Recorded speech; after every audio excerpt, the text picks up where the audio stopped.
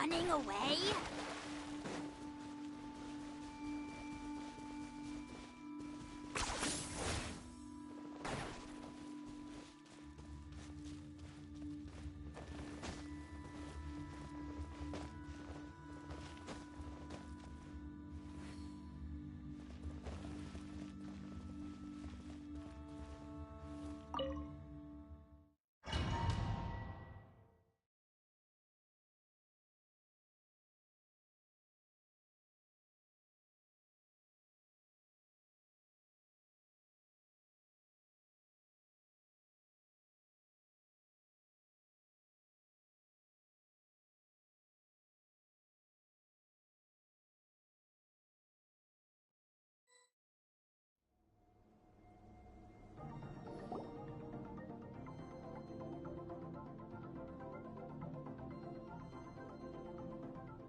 Whoa!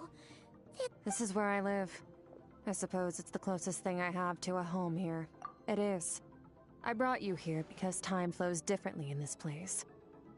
I don't know how much Ajax has told you, but when he fell into this space, I mentored him for 3 months. In that time, only 3 days passed in the outside world.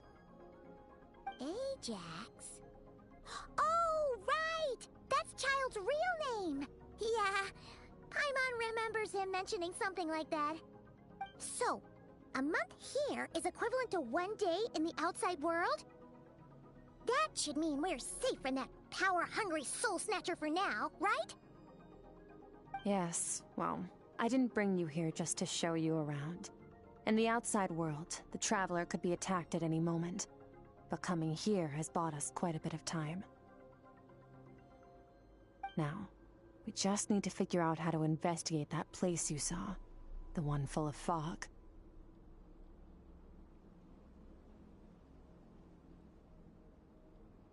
Both your description and the abyssal disturbance I felt point to that space having some connection to the abyss. It could even be a domain similar to this one.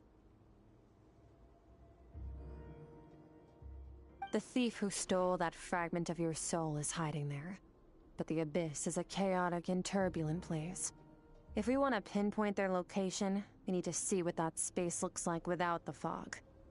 Abyssal power can grant a special form of sight. Have you ever wielded abyssal power before? Okay. Do you plan to learn? That tracks. All the information you have suggests the abyss is something sinister, and that abyssal power is a wild and dangerous force that always spells disaster. And you're saying that's not true?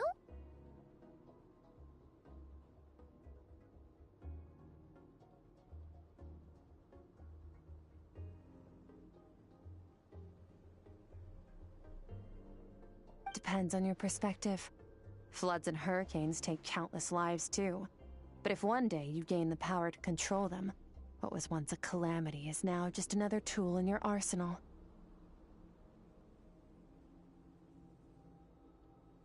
I'll respect your opinion, though.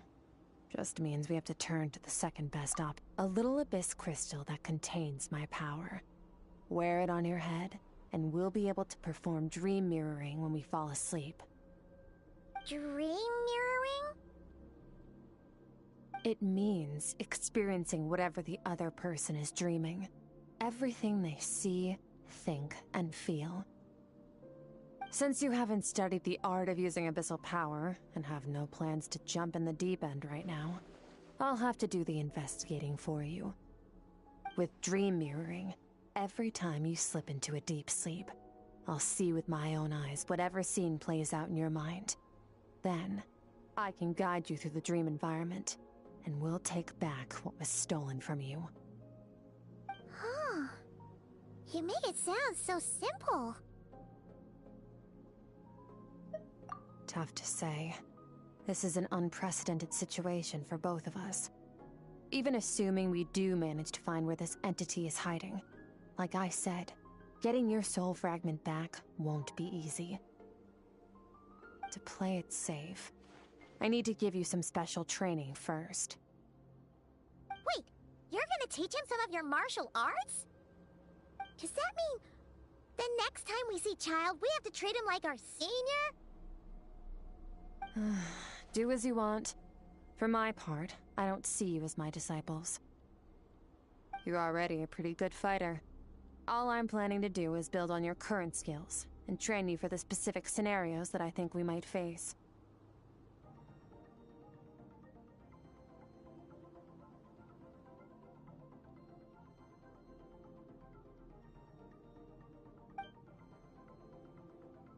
But that's enough talk.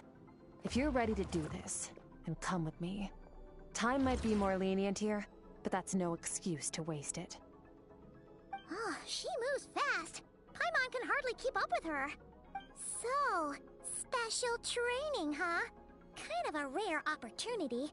With your skills, there's not a lot of people qualified to train you. The last time something like this happened was probably anti-Raiden Shogun training, right? Oh, feels like a lifetime ago.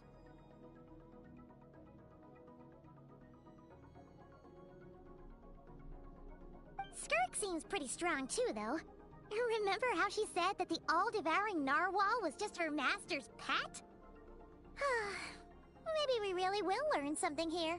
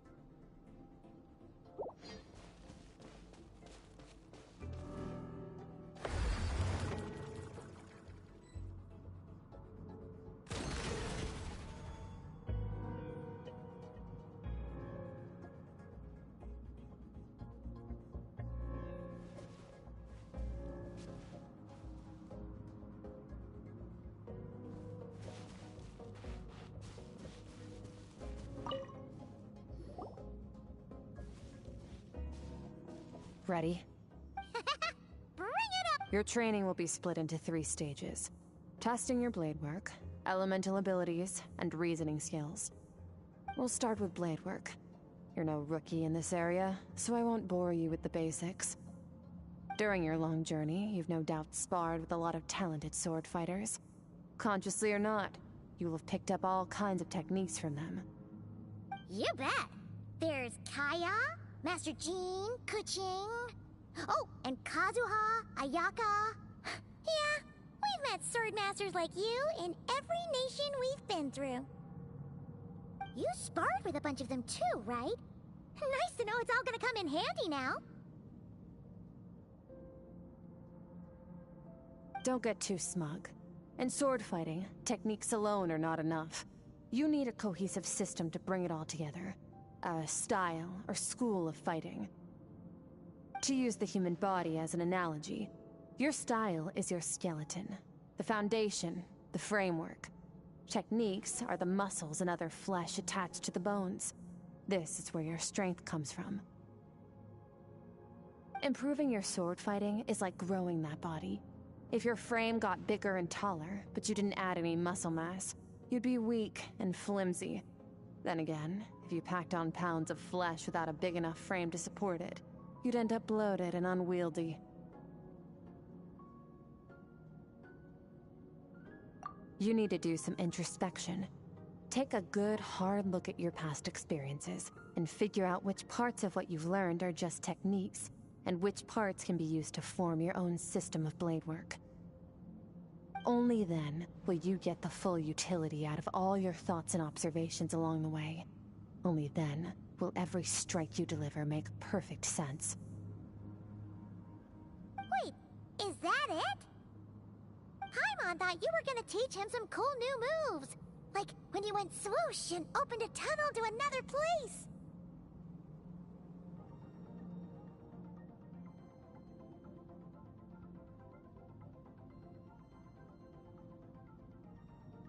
One day, You'll reach a new level of power where you realize that even that's as basic a trick as any other.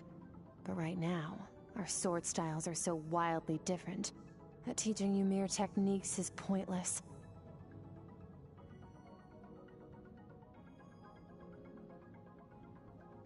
There are no shortcuts in the pursuit of power.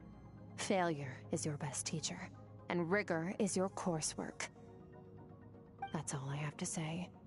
Time to make a start. Train until you're satisfied with yourself.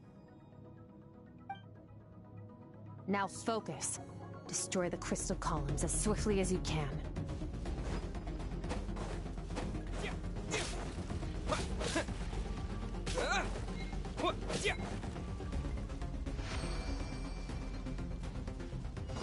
Propagate!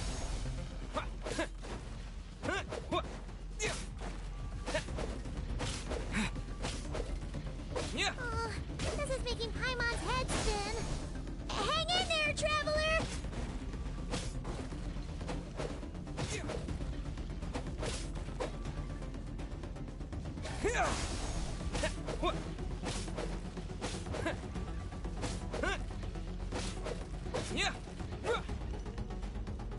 Scatter!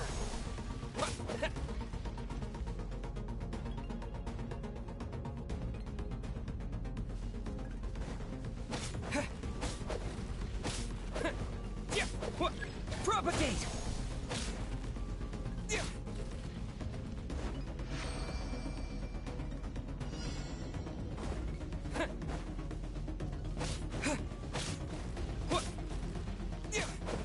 Scatter!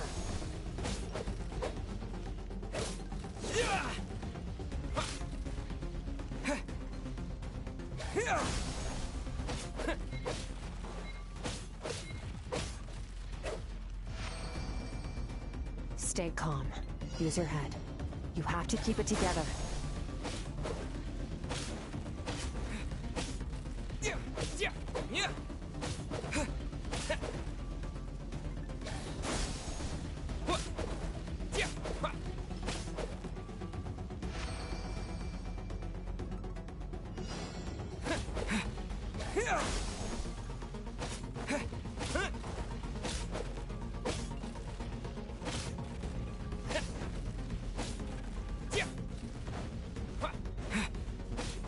Scatter!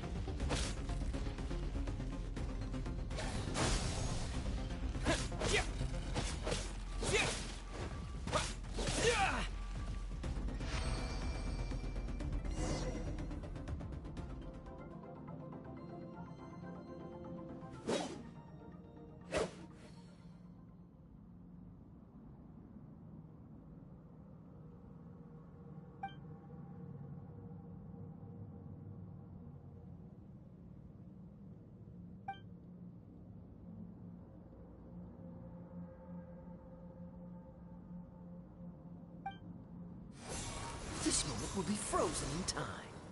Cut to the chase.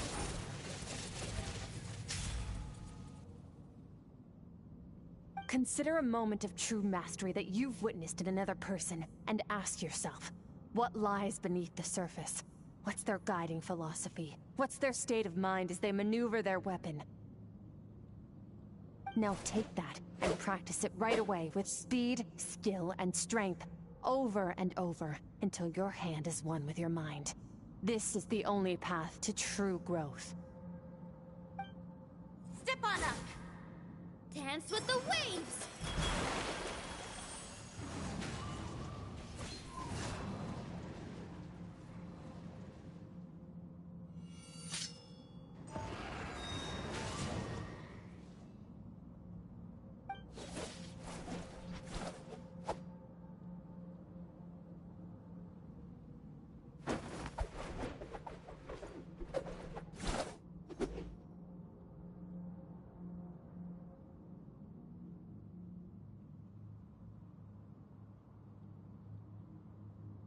If you start to tire, empty your mind, but do not stop. Stay in that frame of mind as you keep up the fight. Get rid of all redundant movements. Imagine your sword is an extension of your own body. Wield it just as you wield your arms, hands, and fingers. 'Twas on a deserted, moonlit night that the hero approached the vile dragon's limpid lair. Ring cutter! Feathers fleeting wet, the white heron treads water, a sight without flaw. Master of Inazuma Kamisato art Tachijutsu.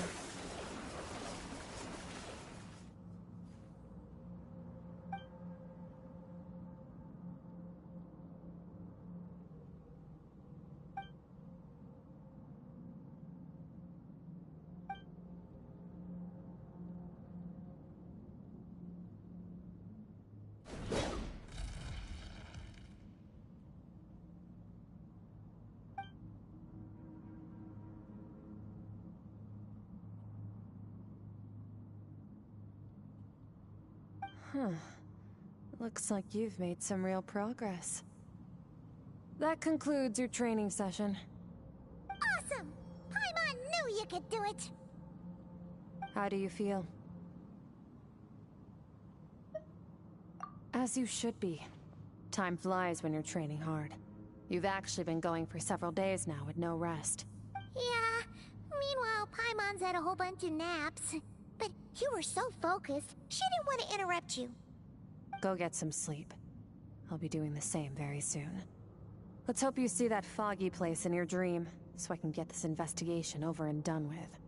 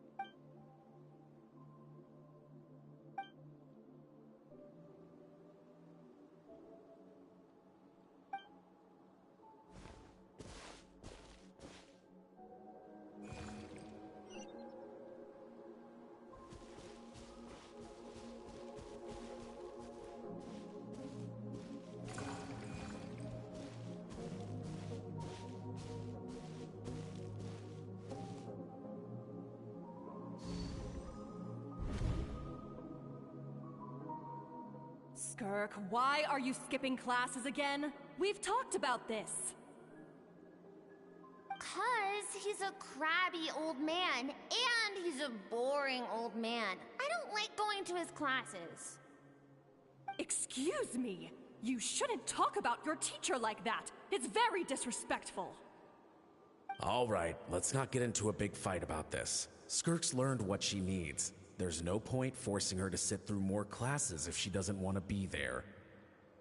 But I'd still love to hear about what you got up to yesterday. Why don't you tell your dad all about it? I went diving, and I saw this huge huge fish. I never knew they could get that big. It looked kind of dumb, though, with that stupid big fat head. I tried to shake its fin, but it just spat water at me. Oh, and today, I'm gonna go to that prairie up north. There's supposed to be this giant bird there that can spit fire. I bet if I climbed on its back, it could fly me all the way to the stars. Then I suppose your old dad should get one as a pet too. Otherwise, how are you gonna hear me call you for dinner up there in the stars? When it's time to eat, I'll come back on my own, Zilly. Anyway, gotta go. Bye, Mom. Bye, Dad. Wait! Put on a coat at least. You'll catch a cold. I'm talking to you, young lady. You spoil that child, you know. Ever since that merchant ship arrived, she practically lives outside. Always going on about exploring the beyond one day, whatever that means. Ah, let the kid do what makes her happy. Besides, we both know you're all bark and no bite. Come on, our little adventurer's gonna be hungry when she gets back. Let's get started on dinner.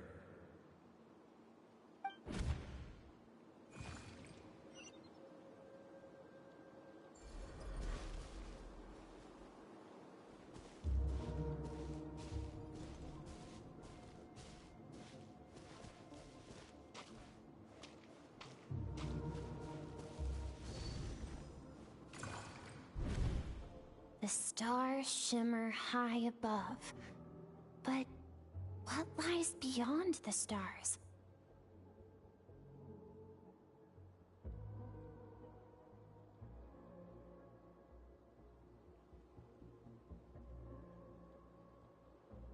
Mountains as far as the eye can see? An endless snowy plain? Or maybe buildings taller than the sky, like the people from the merchant ship said. I can't be the only one asking these questions. The universe is fascinating. If only I could meet some other people like me. We could set sail together and explore every corner of the world.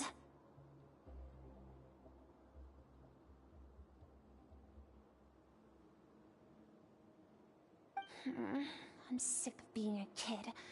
There's so many amazing things out there, and I'm ready to see them all.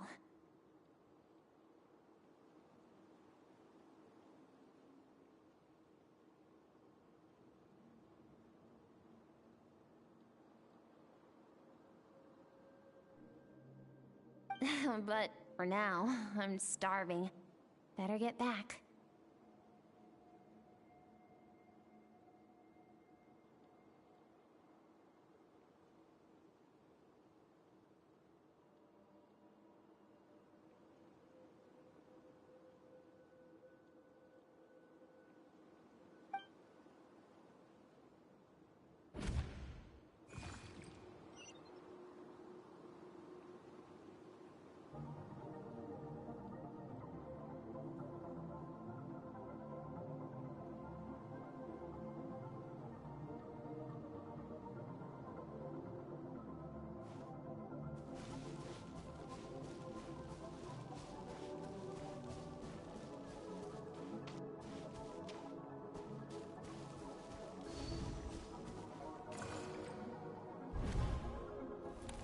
Don't let a single one of them get away!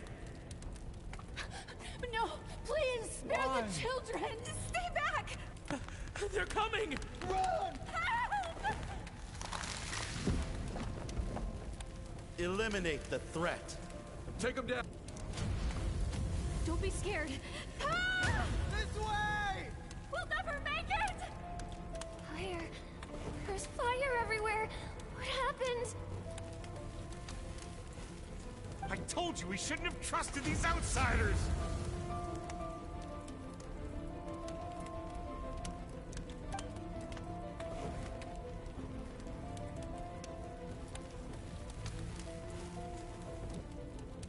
Why are you doing this? What did we do to deserve this? We welcomed you with our finest food and drink. Showed you the best our home has to offer. gifted you cloth dyed by our own hands. And this is how you treat us? Run! Save yourselves! Captain, Zone 3 is clear and we have Zone 2 surrounded. Begin extermination. Remember the orders from upper command. No one is to be left alive. Rest assured, sir. We have enough munitions to annihilate these savages and burn their entire civilization to the ground. Good. The only ones who put up a real fight are that man and his wife, correct? What's their status? We shot the man in the ankles and the wife broke her wrist attempting to fight back. They won't be doing much more fighting. They're holed up in their home for now, but they won't last long. To prevent them from making some kind of last stand, we're planning to clear out the other zones first so we can send a bigger squadron to surround them.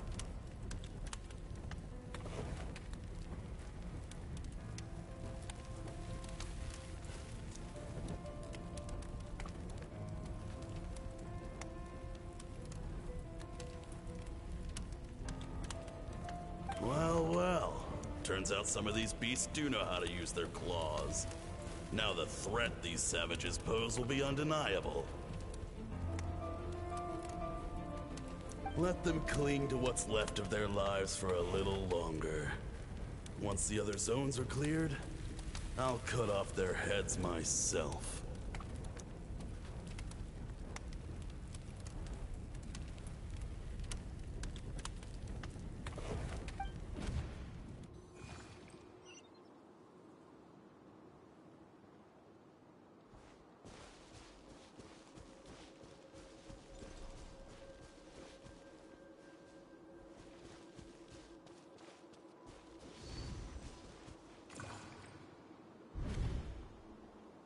Dad?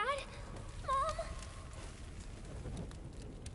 Skirk, you're all right? Thank heavens. I'm so happy to see you, sweet girl. But you need to go. It isn't safe here. They'll be back any second.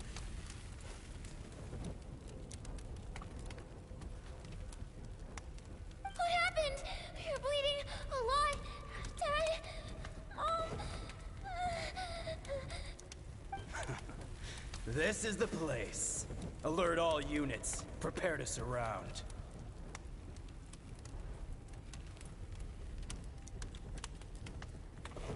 Run, Skirk! Run as far away as you can! Don't trust anyone! Your dad and I, we're not afraid to stare death in the face, but we need you to survive. My clever girl, so curious. You're already so brave.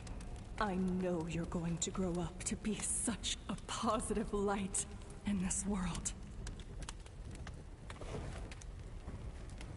Whenever you miss us, just play this song. Remember, life is a gift.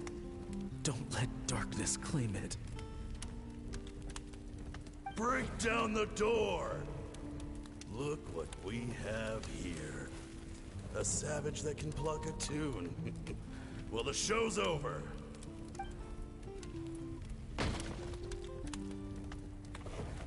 You! Stop singing! Shut it!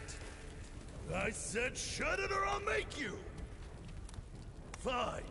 Have it your way!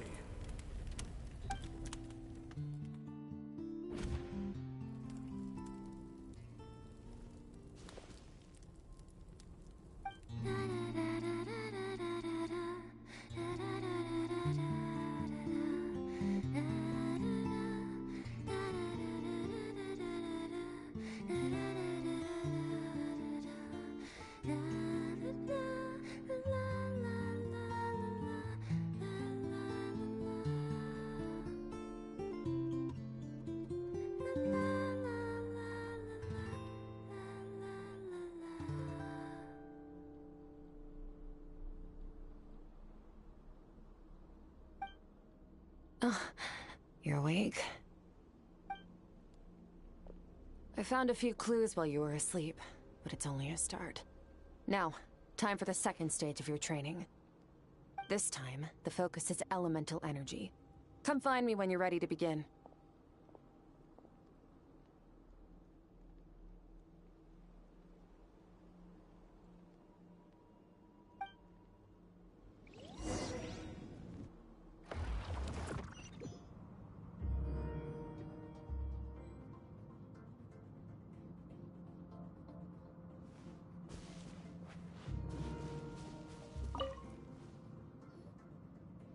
Man, staying in the abyss feels so surreal, don't you think? No day and no night. It's like time hardly exists. If we weren't careful to keep track, it feels like we'd have no idea how long we've even been here. Well, except for the fact that Paimon still gets hungry like clockwork. You go do your training. Paimon's gonna grab a bite.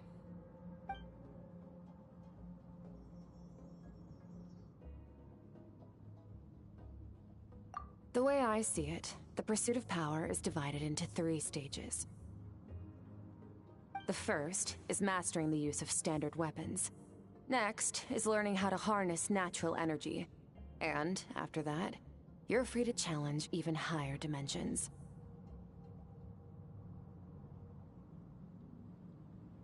The natural energy of Teyvat is, of course, elemental energy. But that's not my area of expertise. I draw from a different source of power. Abyssal power, yes. Also known as the power of the Void Realm. My master, Sertologi, is a true expert in that area. After all, he was one of the group of 5 that infamously stole the all-encompassing power of the Abyss. An act for which the people of Conria gave them the epithet, the 5 Sinners. The elemental energy of Teyvat, on the other hand, is derived from the power of the Light Realm.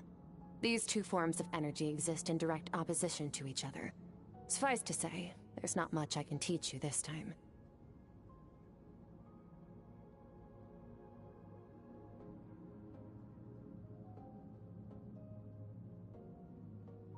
A keen observation, traveler.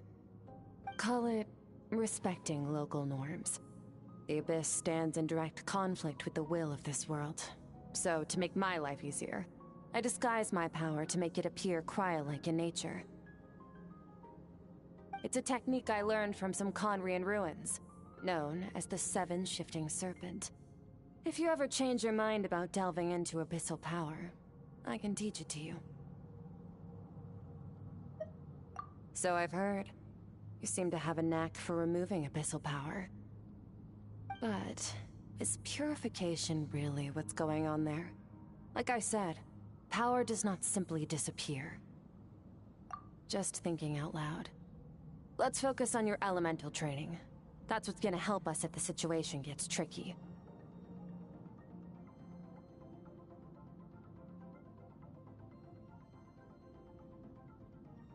True growth comes from adversity. But only if you make the choice to pick yourself up again every time you fall. So, it's time to push yourself to the limit, and then keep pushing. This is the only way to advance at pace. Use the power of Animo to clear the field as fast as you can. Windblade!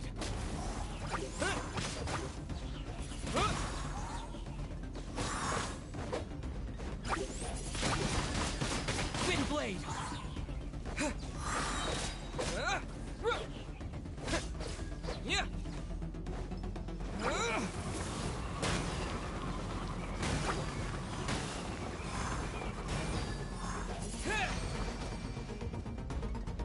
Observe your surroundings. Look for things you can use to tilt the scales of success in your favor.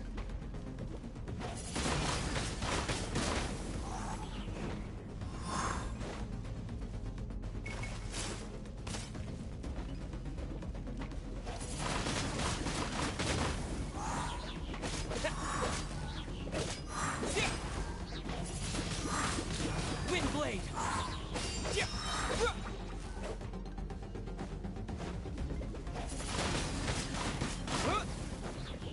Disappear!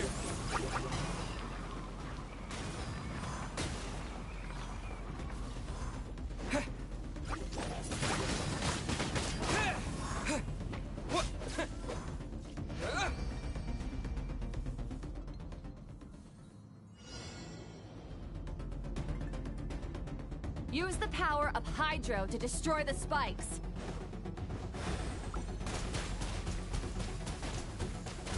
Go!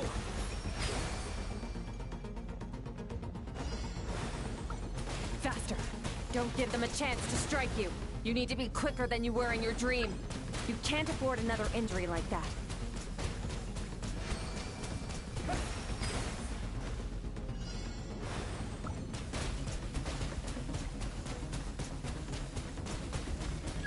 Water jet!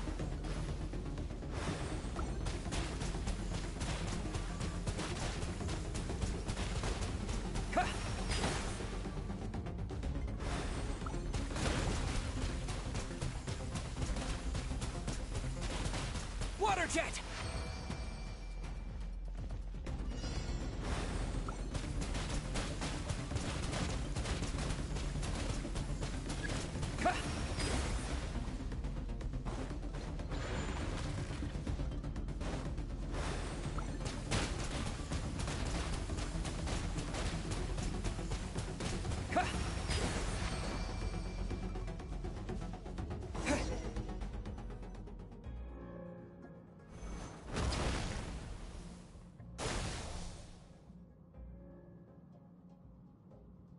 You need to understand what makes you special.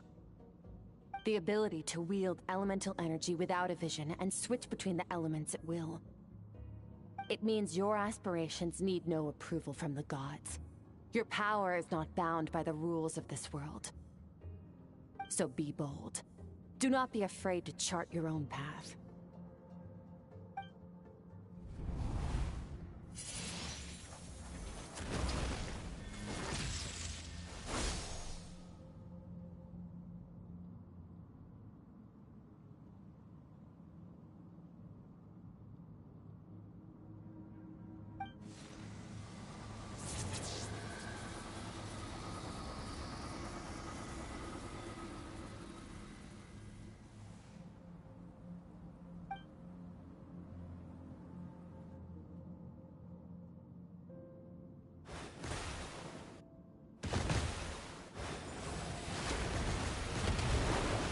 Very good. It seems you've reached a deeper level of connection with the elements.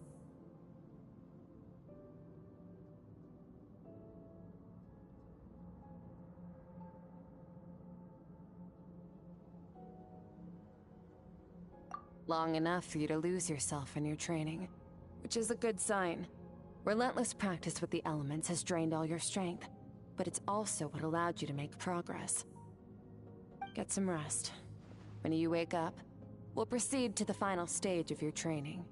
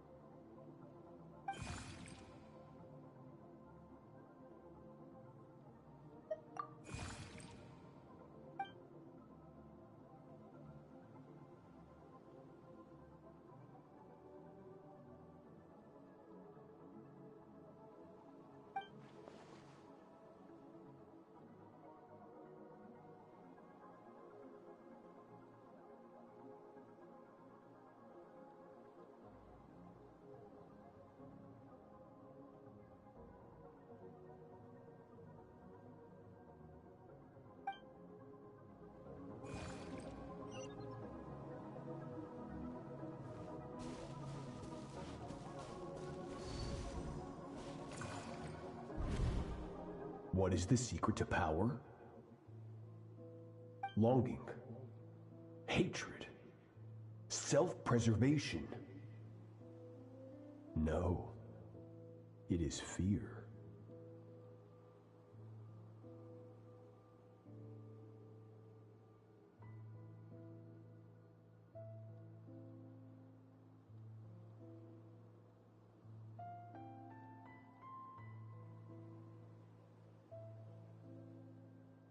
The fear of losing those you love. The fear of watching your home burn. Fear of loneliness. Fear of death. Fear is the source of evolution. It forces humanity to adapt to their environment and overcome hardship. It is in the process of prevailing over our fears that we surpassed first ourselves and then the rest of the world.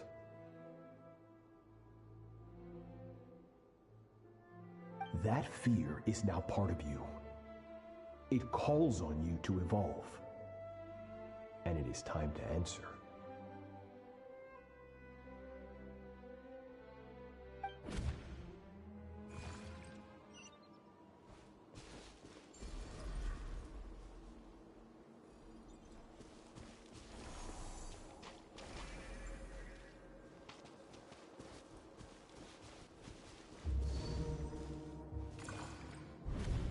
Any minute spent missing home is a minute wasted. Practice your sword work instead. Do not make me tell you twice.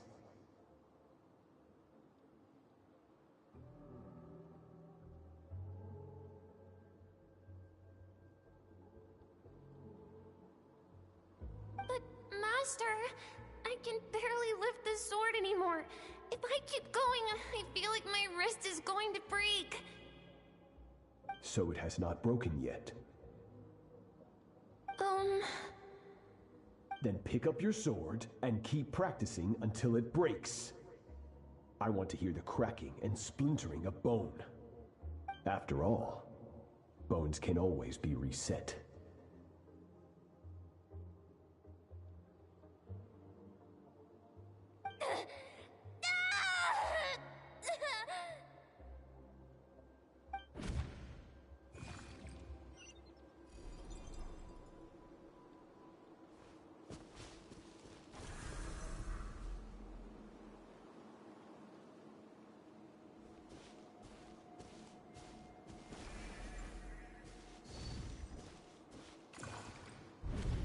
Good Skirk. Once again, you survived. How do you feel? Cold and pain. These are signs that you are adapting to the abyss.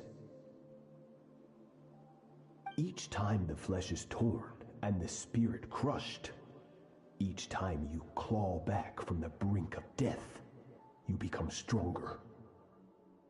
I now understand why these people sought to destroy your homeland.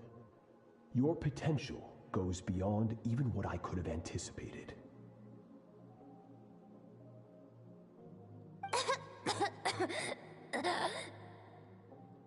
But you still have much to learn in your pursuit of strength. Your mind is rife with distractions. From now on, I shall show no mercy in your training. You must learn to shut out all the pointless emotion, crush the self that makes you weak, and become master over your physical form. Get up, Skirk. Wipe the blood off your face. Cut away the rotten parts of your flesh, and mend what is broken.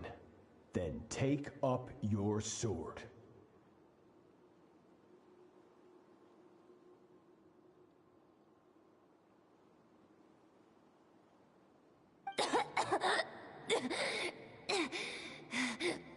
Yes, Master.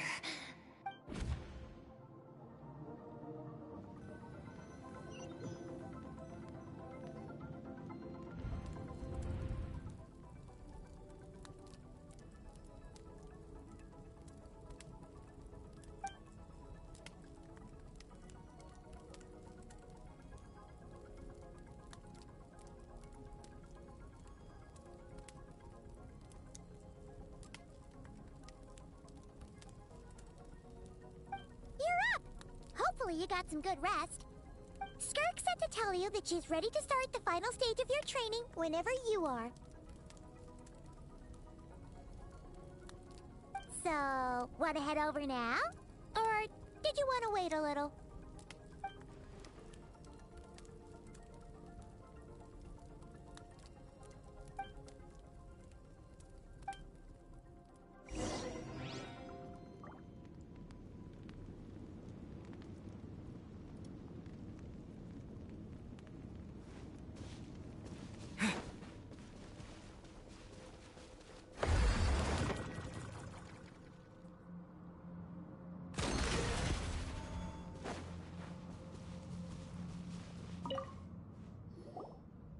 From your training so far, you have gained better command of the sword, and more control over your elemental abilities. That's only part of it. Experience is the real teacher. Your journey, the friends you have made, the dangers you have faced. These have taught you more than I ever could. Now, it's time to focus on how you react under pressure. You must be able to think rationally, even in unpredictable combat situations. To simulate this, I'm going to attack, and you're going to block.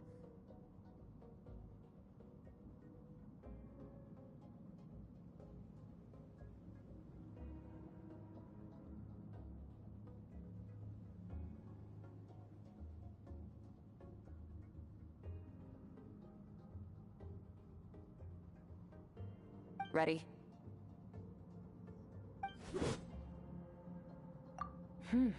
Not bad. That defensive stance looks near unbreakable. Just like your sister. Oh, that reminds me. You still don't know what happened to her, do you? Hey, no fair! That's cheating! You think every opponent has the same moral code as you? You can denounce their deplorable methods all you want. But only if you live to tell the tale. The dead don't get to complain. Strong emotions will always arise in combat. Anxiety, anger, fear. But a true warrior is never at their whim. Only when you are free from the influence of emotion can you make the right choice, no matter the situation. How amusing. Almost sounds like you think you know me. But you don't. You can choose your own path. We are not the same. Let's begin. Try to use reason over emotion. Make the most rational and advantageous decision in any given moment.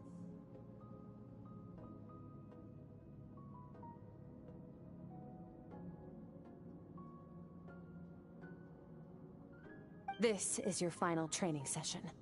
Look alive. Same drill as before, but this time I'm going to interfere.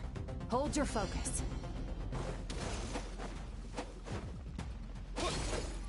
Yeah. Yeah.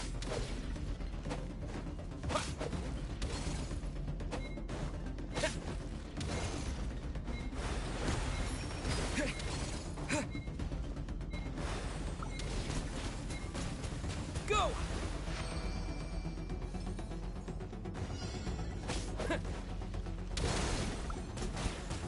Water jet!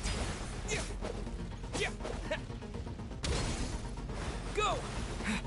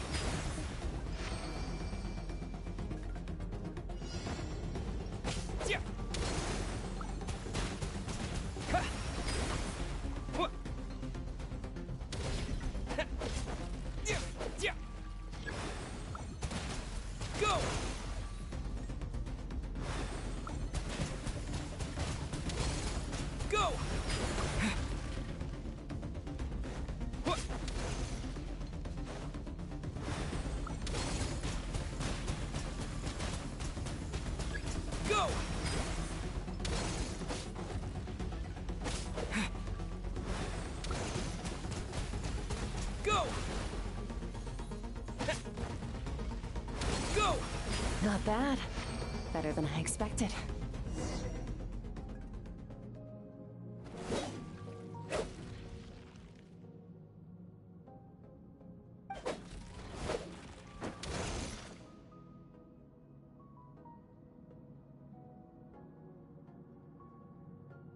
You're getting the hang of it. The first step to controlling your emotions is controlling your mind. You want a unified train of thought. It all comes down to focus.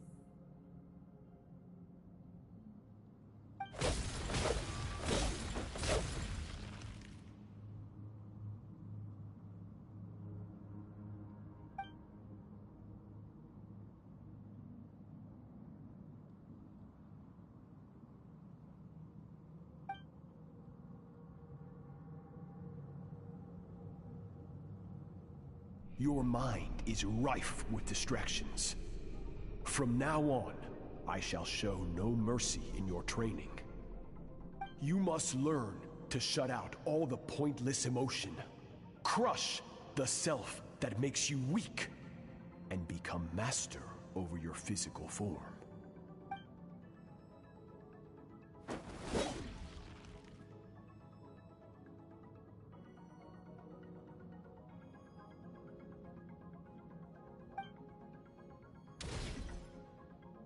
Stop.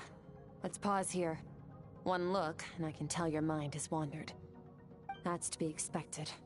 There's a limit to how long a human being can concentrate on one thing. Staying calm and focused sounds simple in theory, but in practice, it's more demanding than sword work or elemental abilities.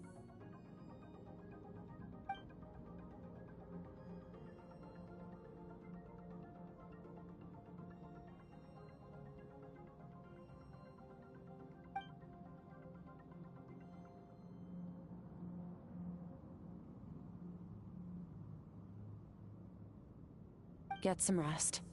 No point training further if you're already dead on your feet. Like I said at the beginning, the only goal of this training is for you to reach a point that you're satisfied with.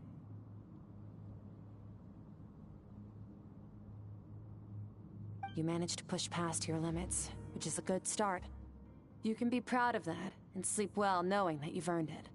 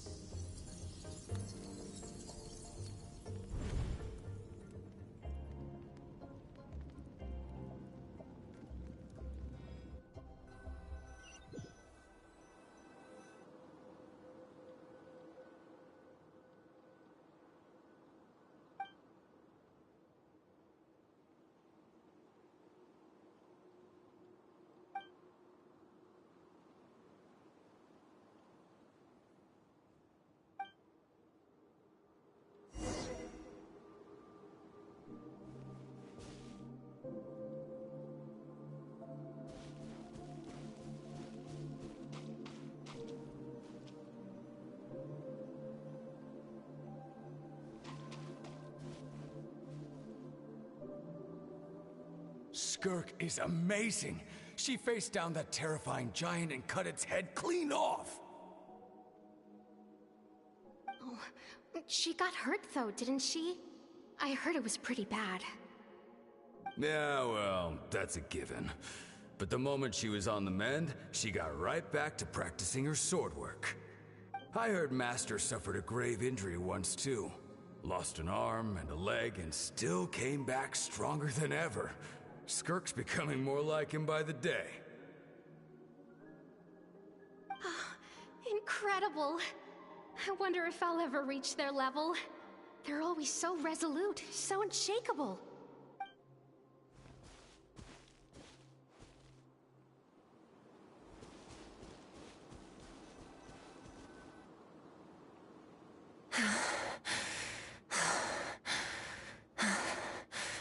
Pathetic. You're not even trying.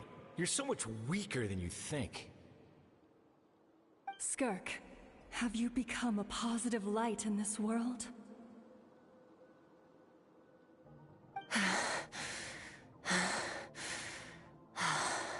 Do you even remember how many of us perished in that fire? How many bodies were left to rot on the scorched earth? Yet you alone live on.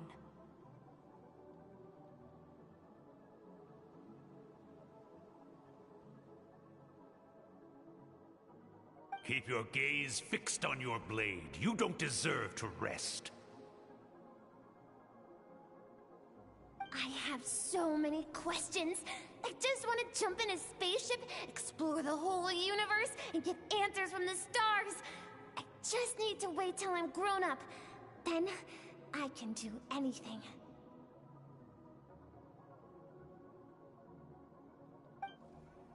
Now, you must bid farewell to who you were in the past, and become someone stronger.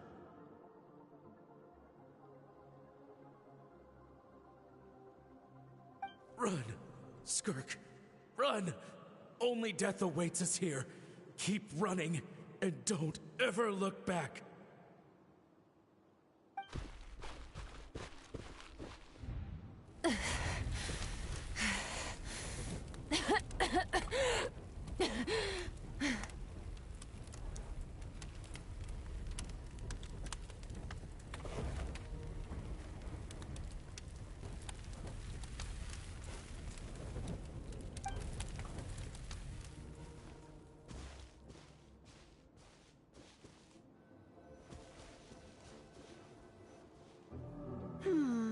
Let's see here.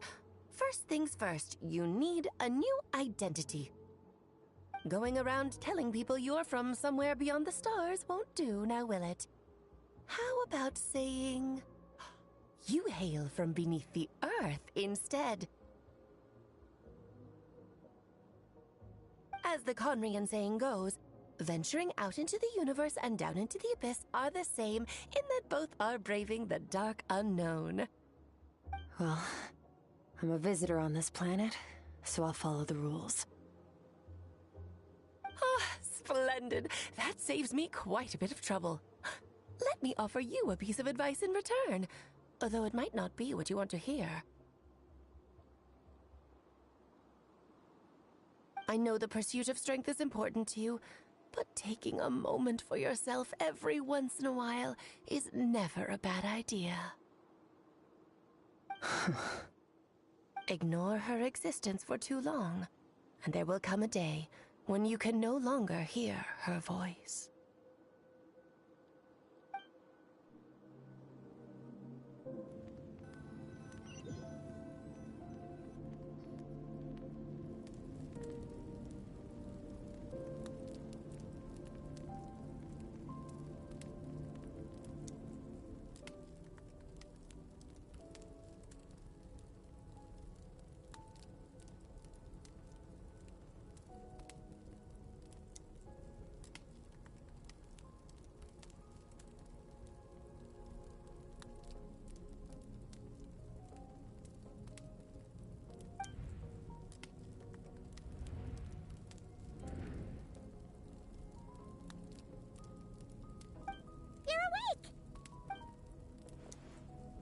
You must be starving, right? Ta-da! A barbecue feast just for you! Of course you are! That's why Skirk and Paimon got this all ready for you. Dig in! Ah, well, if you're around someone long enough, it's bound to happen. Plus, Skirk can cook! So, Paimon decided she can forget the whole Ice Queen thing. Paimon's not one to hold a grudge.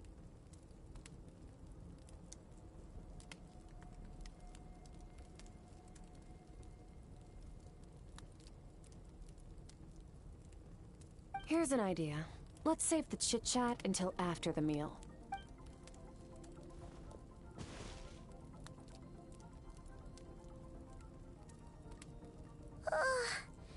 So full. Okay, it's Paimon's turn. turn to sleep now. Wake her up when it's time to go.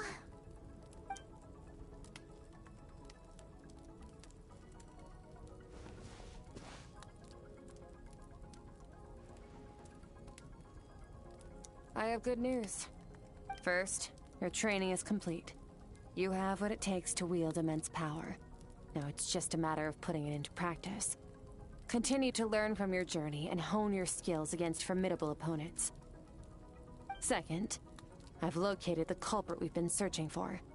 Next, we just need to retrieve the missing part of your soul, and our business will be concluded.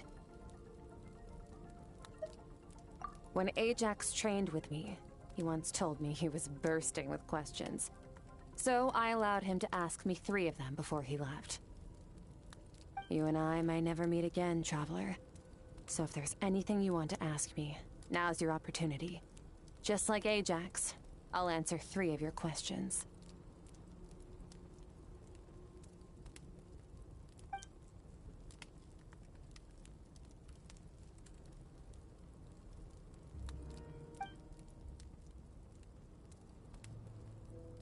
Okay, not the angle I was expecting.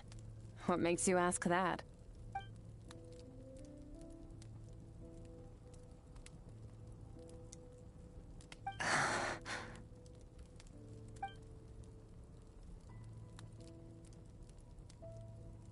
I knew that was a possible side effect. Closed off my mind to you for that exact reason.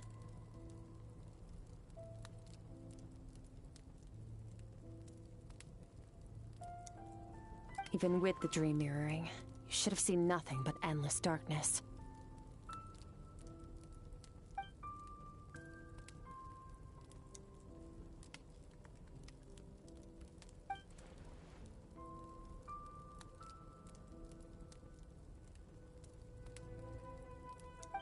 Whatever.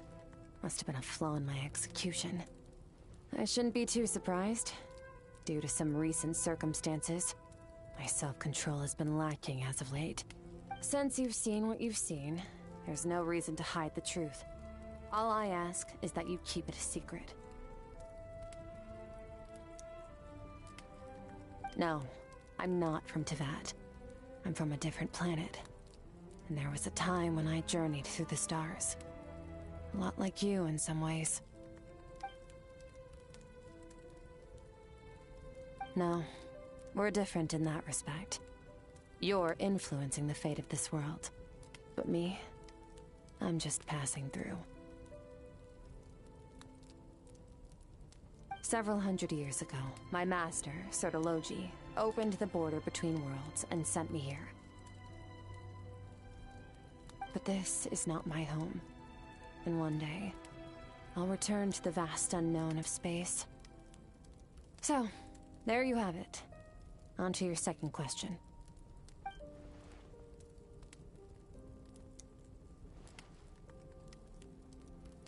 To become stronger. For certain reasons, I need to bridge the power gap between me and my master as quickly as possible. But first, I need to understand the source of his strength. To do that, I need to follow in his footsteps.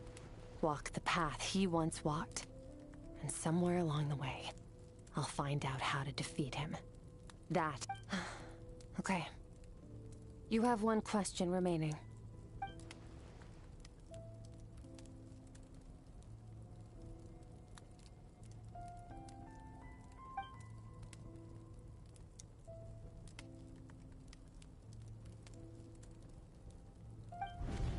You make it sound so easy. Ever since the incident I experienced there, I've never stopped searching for Master Skirk and that unknown abyss. But it's been years now, and I've still found nothing.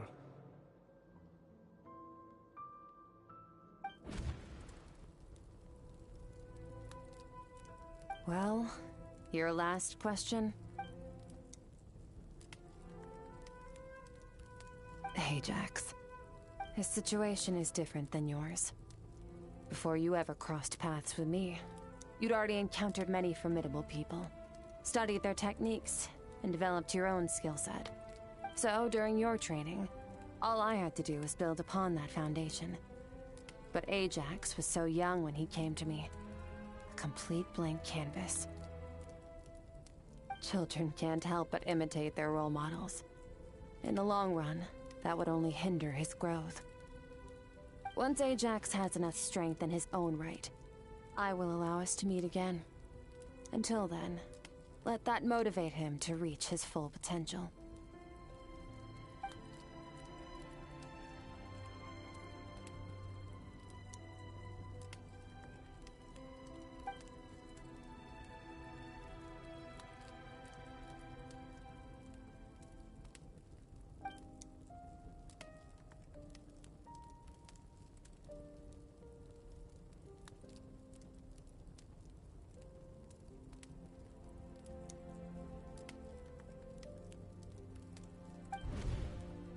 Unlike you, I have no desire to establish a connection with the world. The weak and the lowly have no right to remember me. They're lucky they only have a few missing memories to show for it.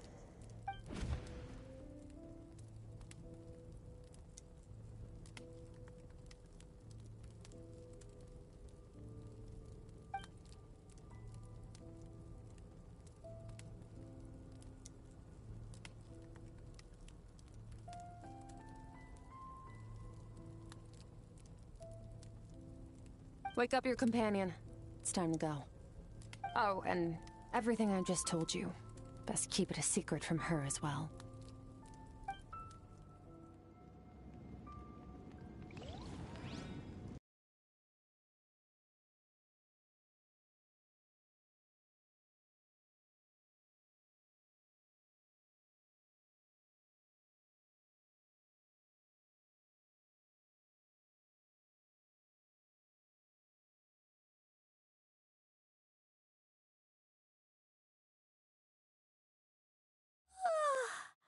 Time to go. Oh, finally. Where are we headed? Just follow me. I'll open an abyssal rift close to the culprit's location. It'll take us to where he's hiding. Hold on, get them!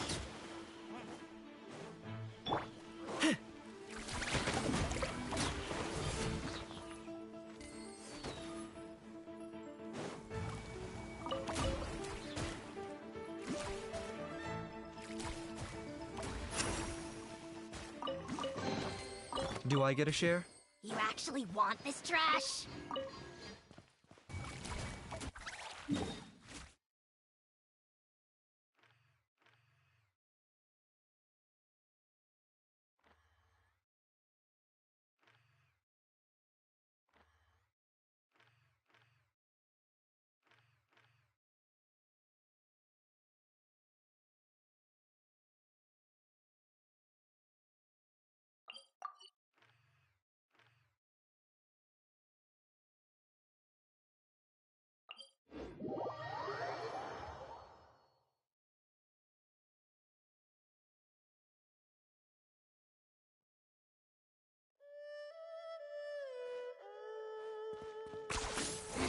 $10 points for agility.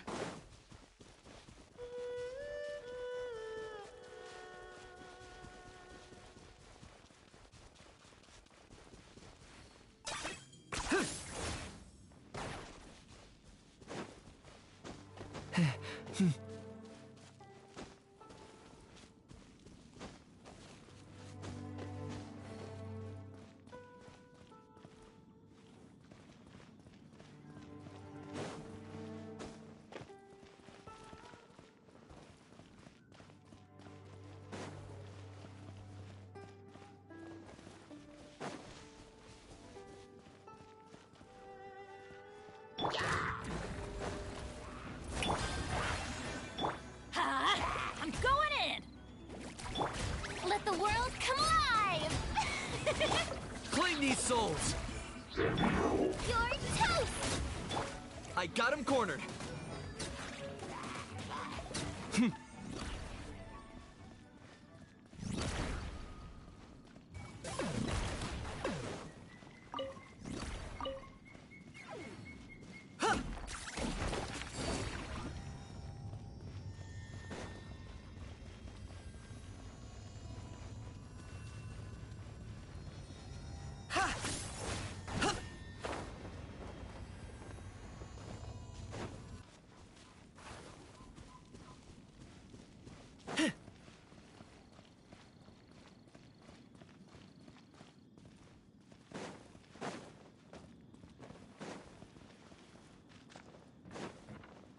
Shower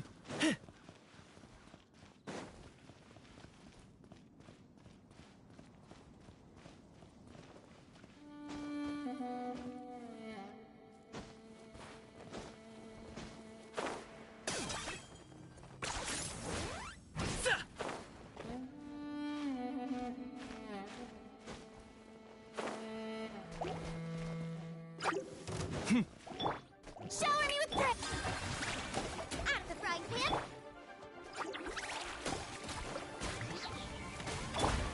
Yeah! Huh.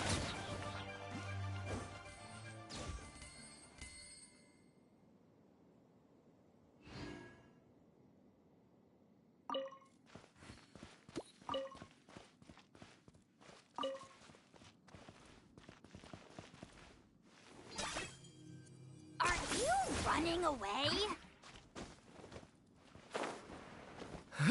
Yeah!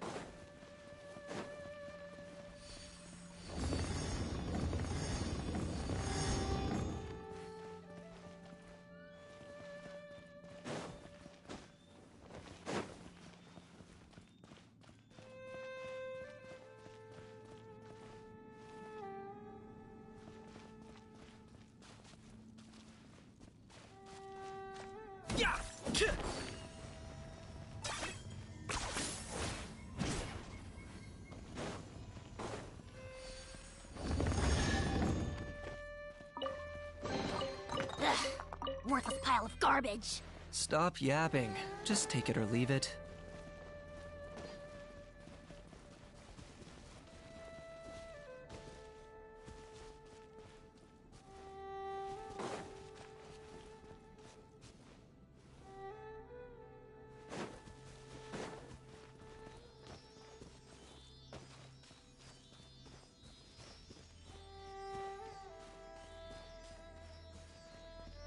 What you got? Another test subject. It's a fury.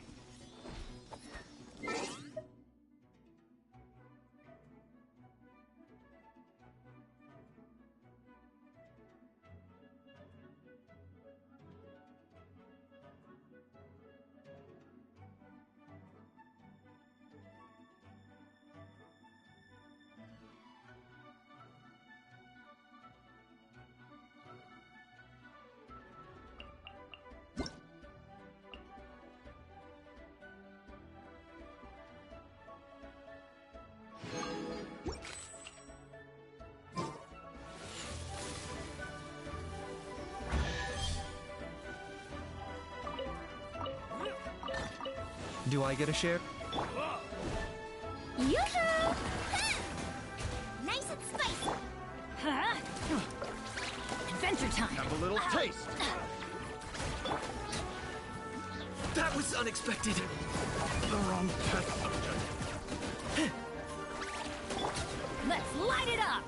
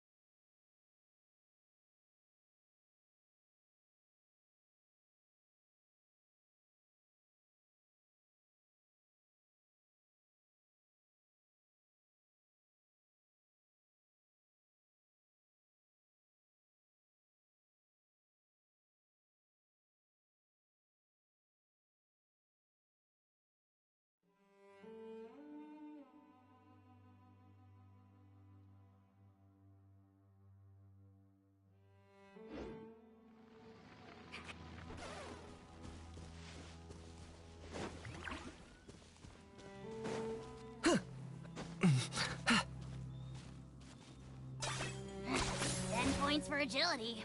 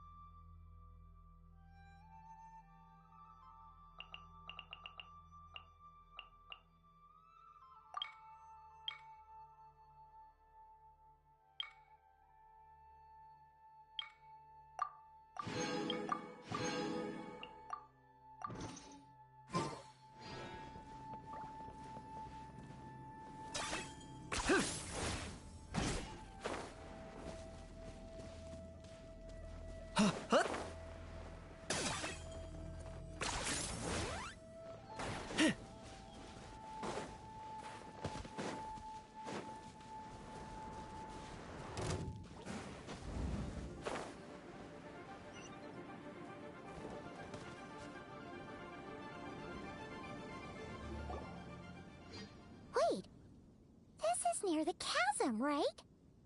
Yes. If we enter from here, we'll be able to reach that place from your dream. You have some experience with abyssal domains by now, but still, this is someone else's territory. Best to proceed with caution.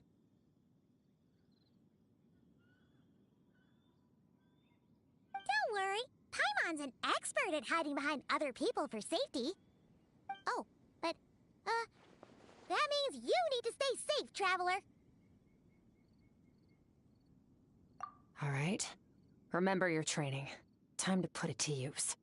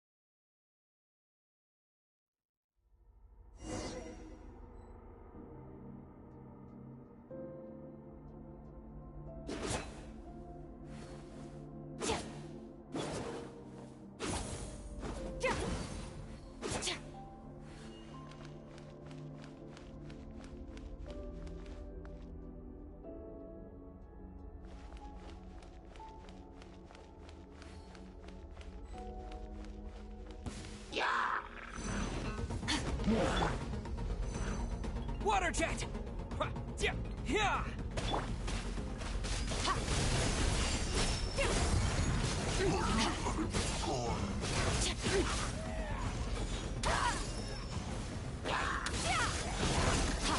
Mine to wield.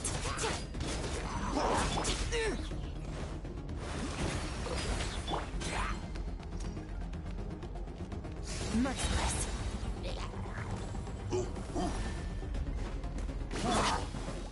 Water jet! Into the void!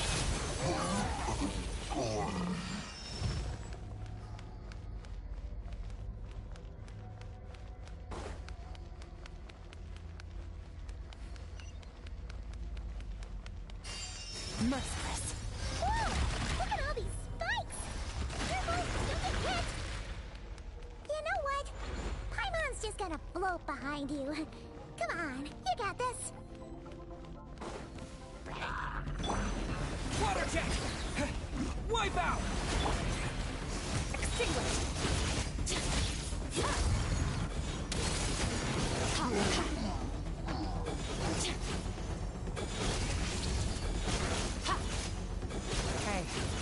what are you two doing here?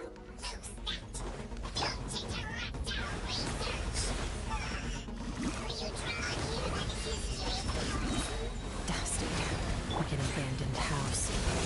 Let's press on.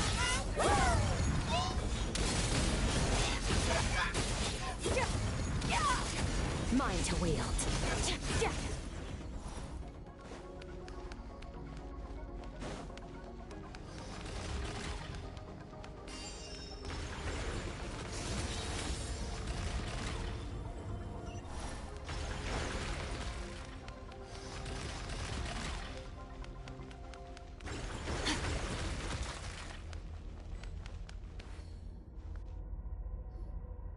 Oh, looks like this is a dead end.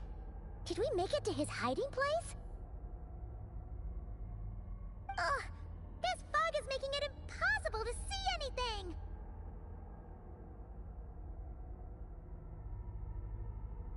This should be the place where you were attacked, Traveler. The missing part of your soul should be nearby. Can you sense where it is?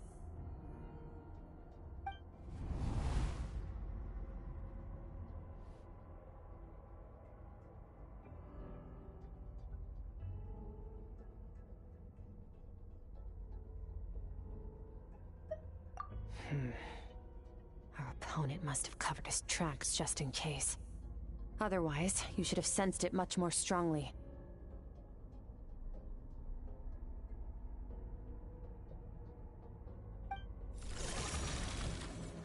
Hold on! Look! The spikes are back! Stay calm. Let's hold back a little. Give our enemy some wiggle room so we can see what we're dealing with. If you're too reckless, we might be playing right into his hands. Our enemy took part of your soul for a reason. It's likely he integrated it into his attack somehow. If we're smart about this, we can track it down.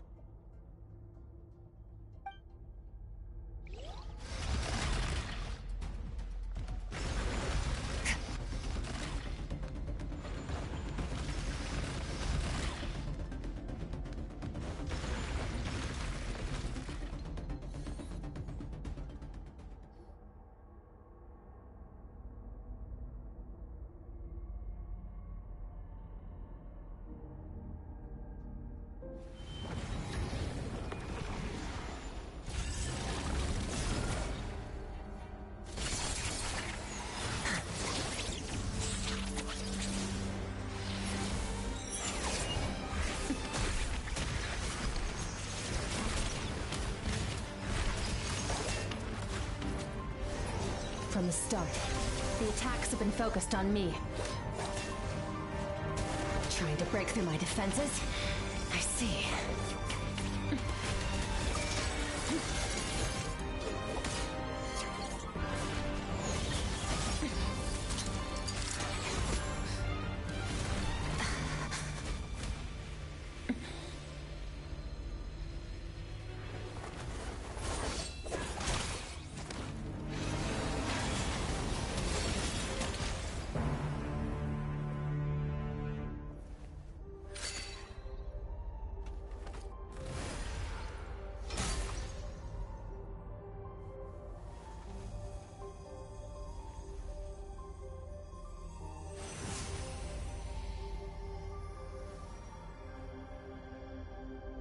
There.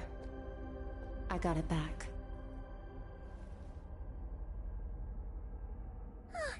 Traveler! Skirk! What happened? It looked like Skirk just got... In the Guili Plains, you asked me why this enemy chose you as his target. Now, the answer is clear. It's not just the fact that your strength is impressive. It's also because of your ability to, as you put it, purify abyssal power. Whatever that actually means. The fact is, that ability allowed him to do something that should have been completely impossible. Namely, break through my defenses and steal my power.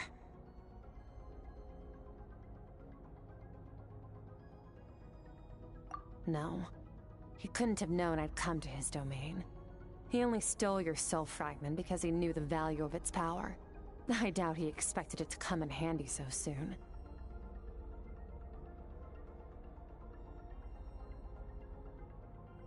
Call it fate if you want. I believe that's the term they use in this world for arbitrary coincidences like this. In any case, it works to our advantage. Once I realized what he was using that power for, it gave me the chance to get back what you lost. I'll cope. Well, done gorging? Good. Time to answer some questions. How did you get the power of the all-devouring narwhal? The all-devouring narwhal? Oh, of course! Paimon knew that spike thing looked familiar. It looks... I highly doubt you acquired that power through your own strength. Tell me I'm wrong. You're desperate enough to scour the land for god remains and whatever vestiges of power you can find. That alone proves you wouldn't be able to defeat a creature like that. Which leaves one possibility. You know my master, the Foul, Sertologi. The Foul? Who dares call him Foul?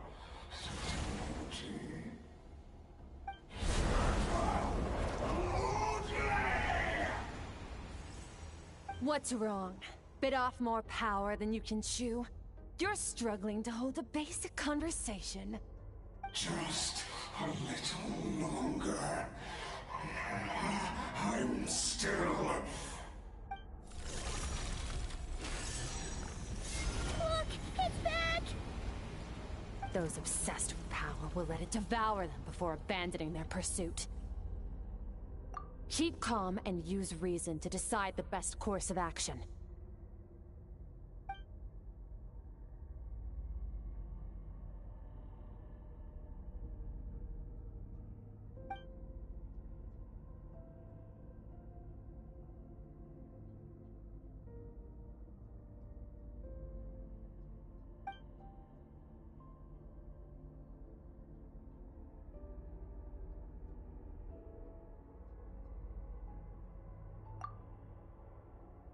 Wise decision.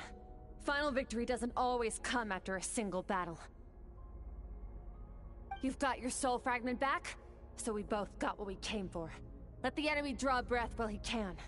It won't be for long. Get us out of here, Traveler. You'll need to lead the way this time.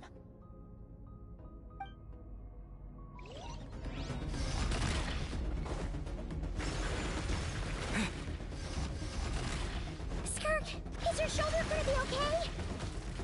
The wound is minor. It'll heal in no time. You should focus on getting out of here alive instead. Uh-oh! Falling spikes! Run!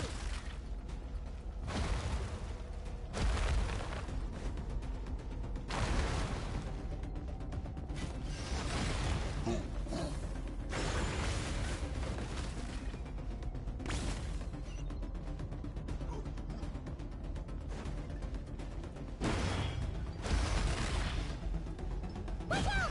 Looks like this place is about to collapse!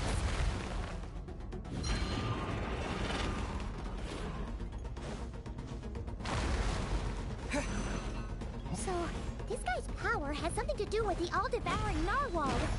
Did you know that all along, Skirk? I had my suspicions. That's why I decided to investigate in the first place. But suspicions only get you so far. I needed to verify it for myself.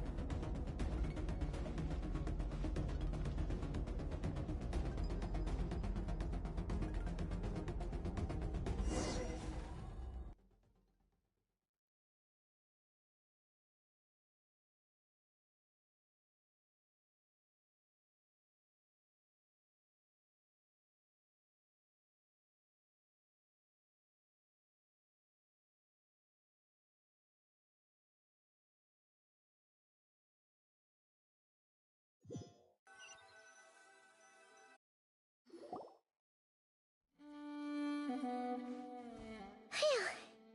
Oh, we should be safe here, right? I no longer sense his presence. Can't have followed us out of that abyssal domain. Weaklings like him will find that my power is not so easily controlled. He won't be leaving that place until he's managed to digest it. You seem surprised. I suppose that's fair. You've seen but a fraction of what that whale is capable of. That gaping maw could swallow a planet whole. It's called the all-devouring narwhal for a reason. Devouring is what it does best. It can extract power from anything, dead or alive, as long as it manages to make physical contact. Yeah. When we had our run-in with that thing, Neverlet mentioned that it has an instinct to devour. Your dragon friend recognized the nature of its abilities and used the power of Hydro to protect you.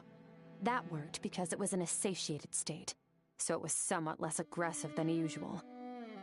It's a different story when it has no more power to feed off of. That's when its true voracious nature kicks in. It could devour everything on the planet in that state, which is why I cast it into that void space. But I hadn't counted on there being anyone left on this planet capable of wielding its power. To me, that says he must have encountered the whale a long time ago. Meaning, he must have known my master.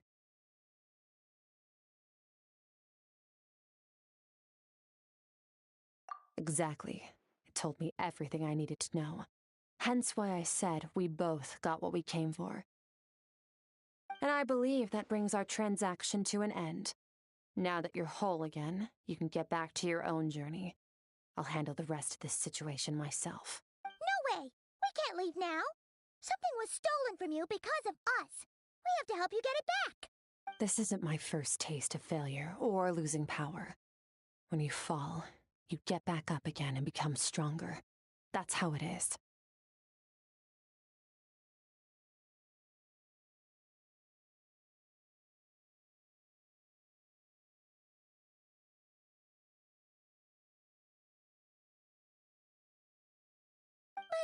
What if that monster finds you before you're all better? Plus, how are you gonna get home? It's not like you can just go swoosh and open a door to the abyss again. Not without your full strength. So, sticking with us for the time being doesn't sound so bad, does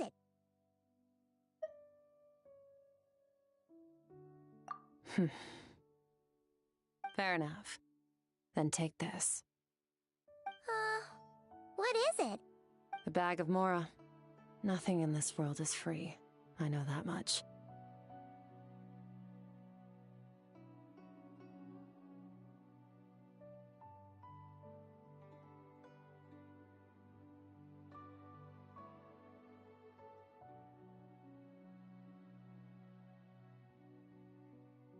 I'll leave the planning to you.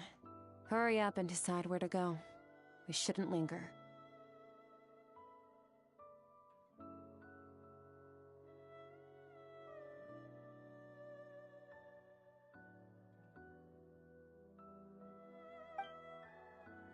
We should take Skirk somewhere she can rest. But where?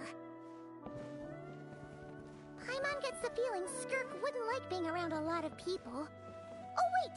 Baishu said we could rest in the back room of the pharmacy, didn't he? Let's head there!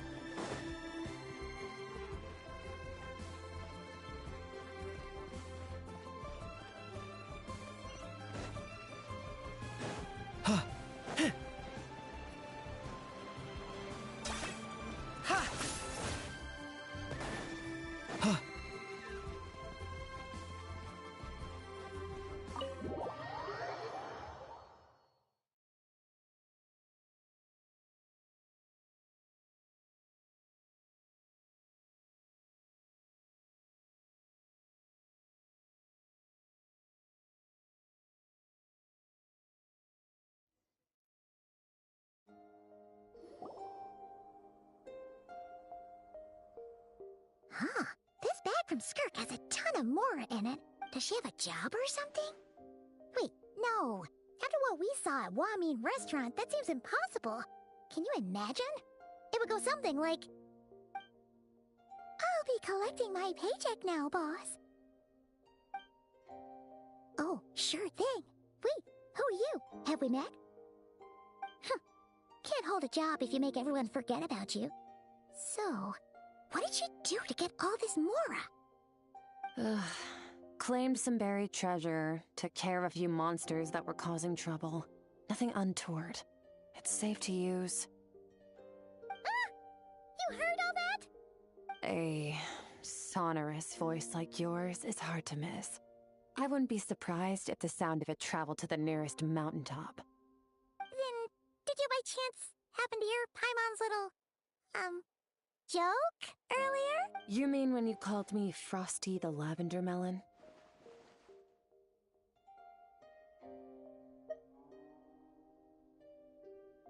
No, sorry.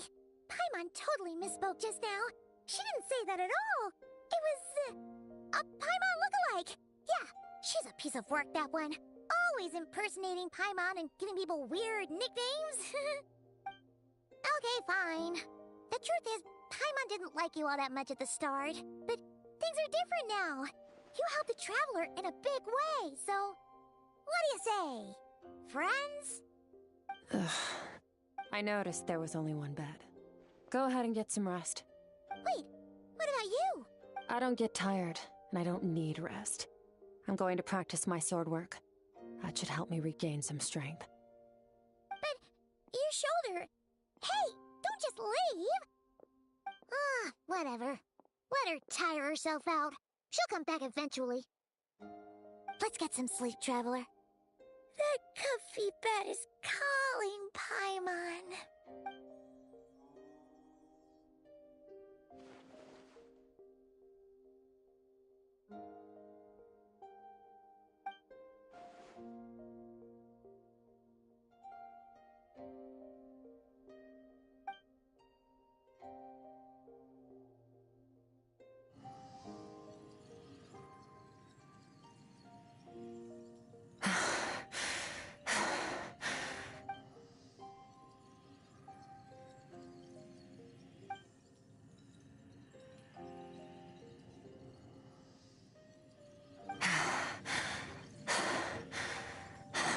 Quiet.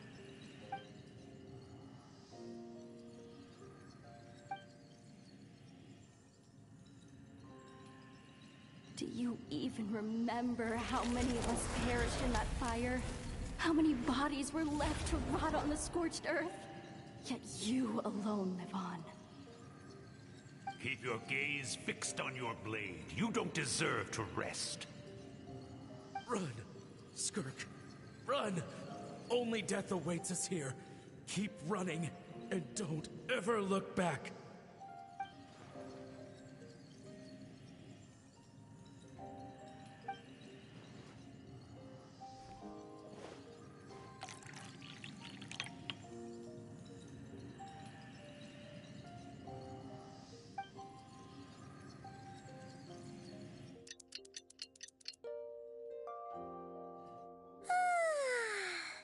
Getting an early night's sleep is the best.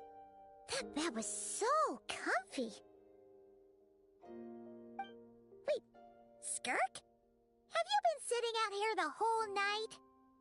The bed's all yours if you want it.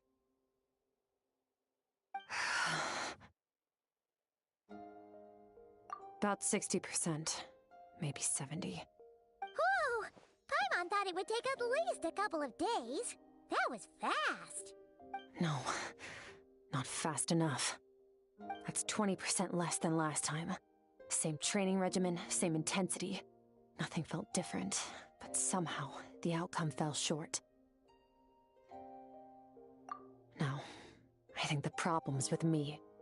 I need to meditate for the next 2 days. Deep introspection should help me find the issue.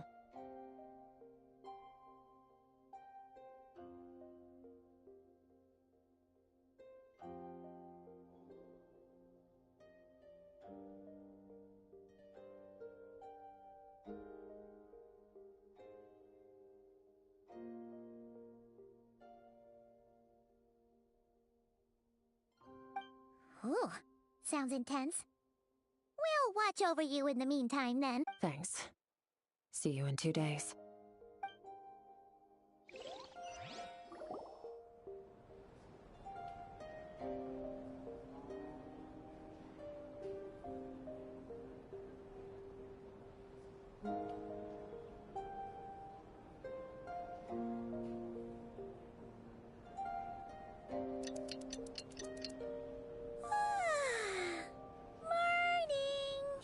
Skirk is still meditating, huh?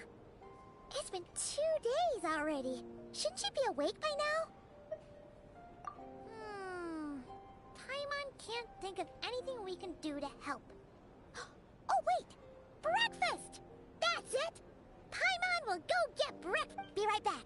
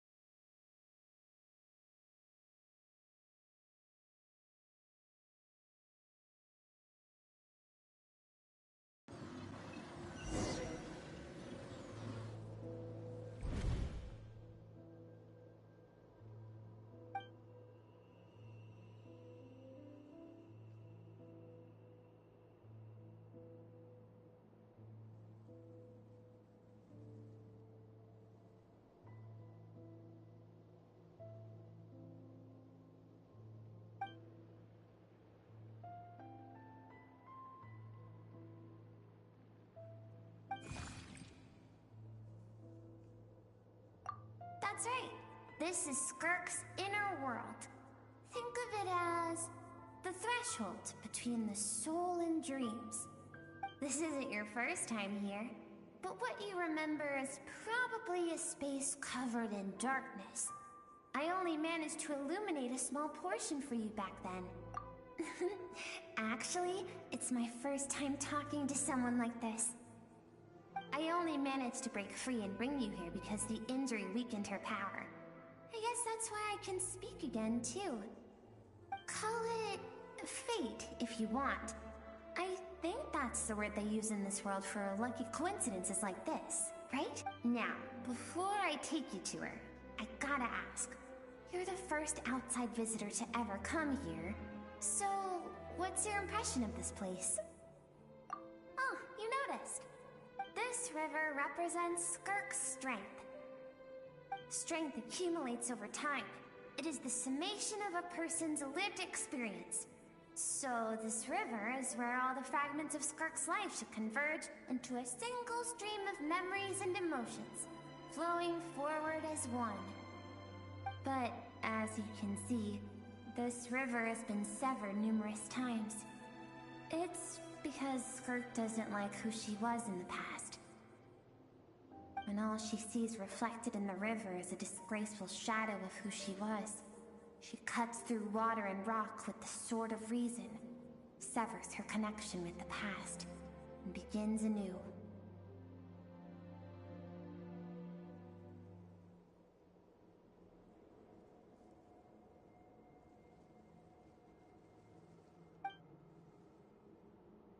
You must learn to shut out all the pointless emotion. Crush the self that makes you weak, and become master over your physical form.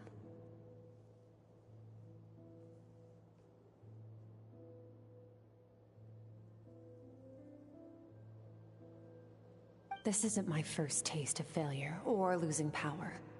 When you fall, you get back up again and become stronger. That's how it is.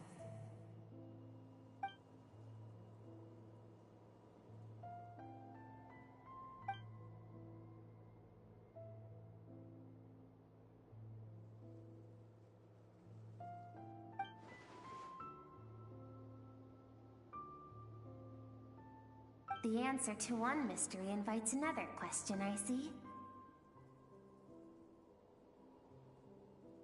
let's follow the river upstream.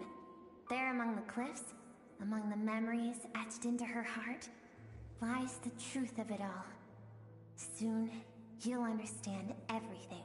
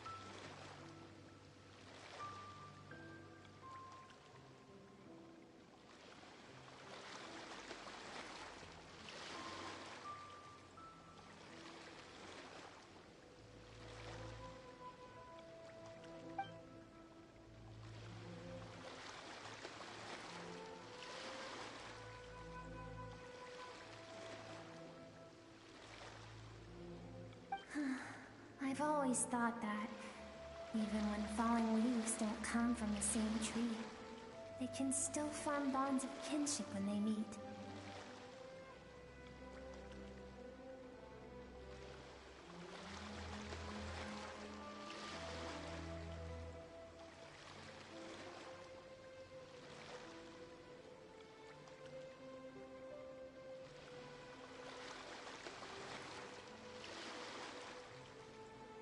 Like meteors, you both made a journey through the stars.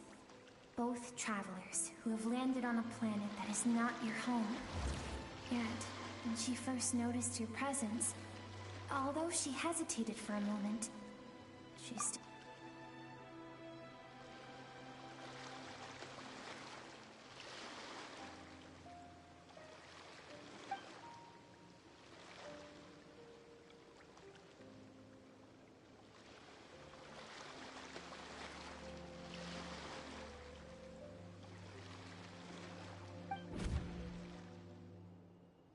Seems like you've answered your own question.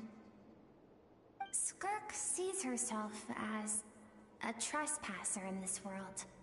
She's made a conscious choice to avoid altering its path. But the reason for that decision stems from events much earlier on in her life. Let's keep going. It's still a long way to the source of the river.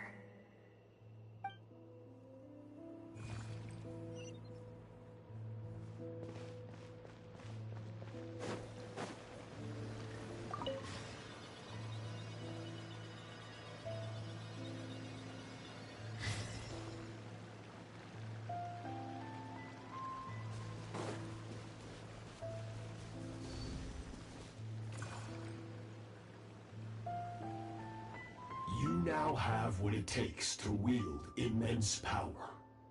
From this day forth, I shall teach you no more. No one can become a worthy warrior through imitation alone. I have given you fangs and claws. Now, you must learn to hunt. You wish me to travel the world beyond on my own, Master? Indeed. Make new friends. Embark on your own journey. And piece together a new future from the shattered remnants of your past. We will still have contact through the abyss. But know this. One day, I will take the life you worked so hard to rebuild and reduce it to ashes. Just like the fire that haunts your mind.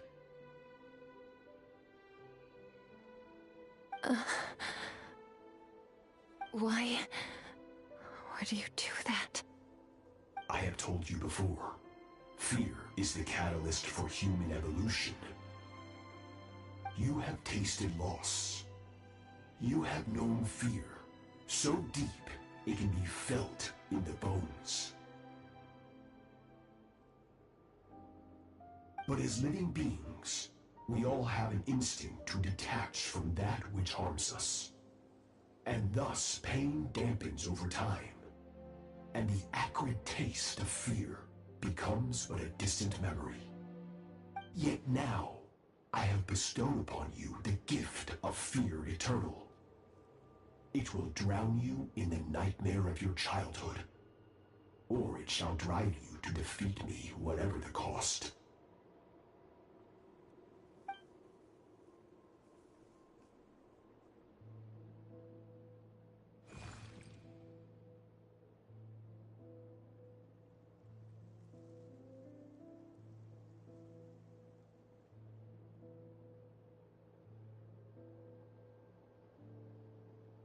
That is what Skirk's master, the foul Sertologi, looked like at one point in time. Of course, as a higher being, physical form is a triviality to him. He could appear as a beast, a human, or even a monster that defies description. The form you see him in here, clad in abyssal armor, is the one he usually wears when traveling through the stars.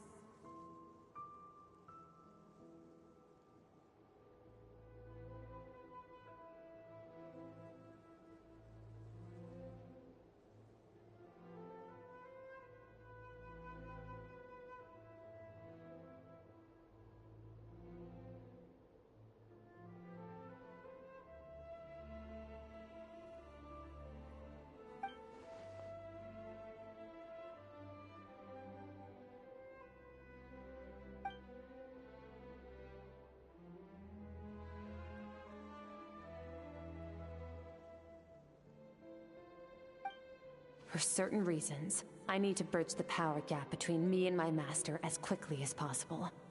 But first, I need to understand the source of his strength. To do that, I need to follow in his footsteps, walk the path he once walked, and somewhere along the way, I'll find out how to defeat him. That is my sole focus and purpose.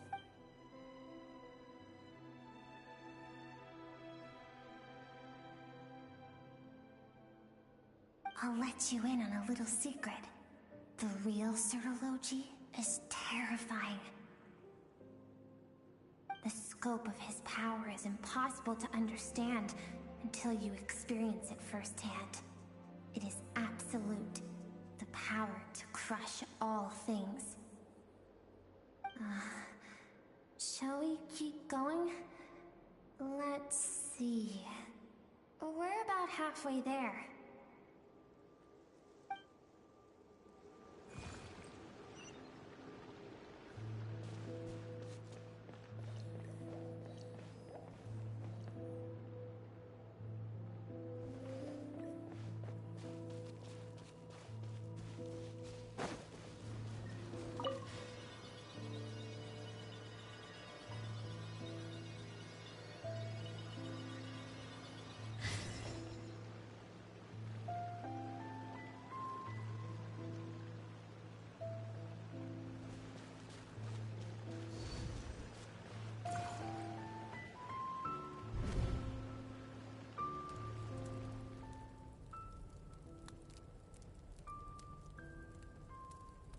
We've made it quite a ways already.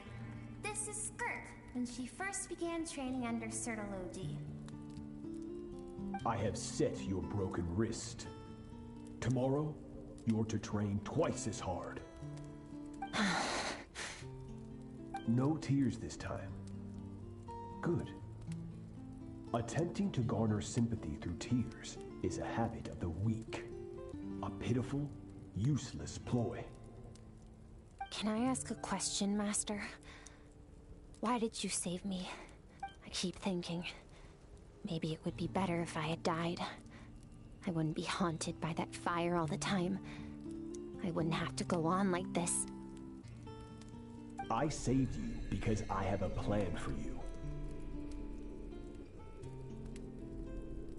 It has been too long since I fought a battle that demanded my full strength, and I hunger for it.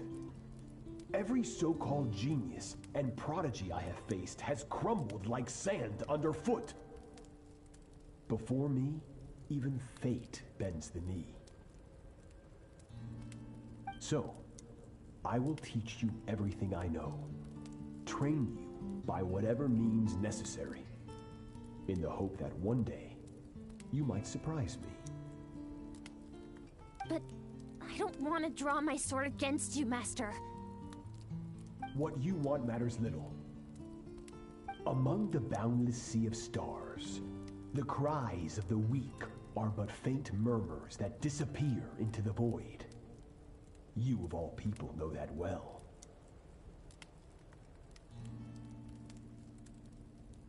Yes, Master. From that day forward, all she knew was grueling training, emptiness, and fatigue. After some time, her talent bloomed, and she gained control over her emotions, like her master. It was not that human emotion disappeared from her heart, but that reason came to dictate all she was allowed to feel. I suppose it was at this point that she became the Skirk you know today.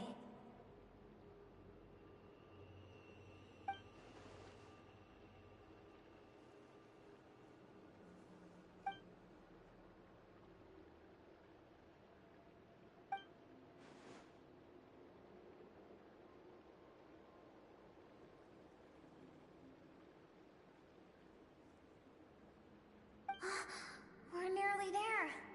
I almost don't want to reach the end. Well, shall we? This is the final stretch.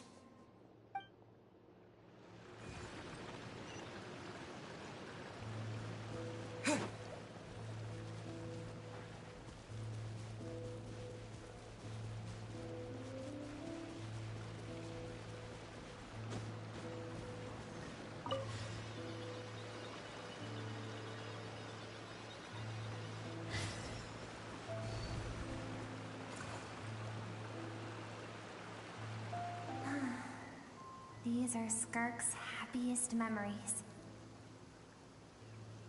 What a simple and carefree time it was. Wisps of clouds dotted the sky. The sun bathed everything in golden light. And when song filled the air, not even the shyest of flowers could resist swaying along.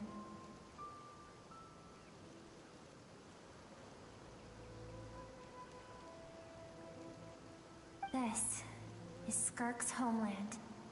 She was so curious about everything as a child, always skipping school to go exploring instead.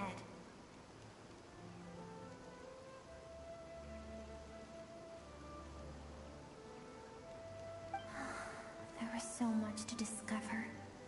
The treasures at the bottom of the sea, the secrets beyond the stars, and that merchant ship packed with adults wearing those strange clothes.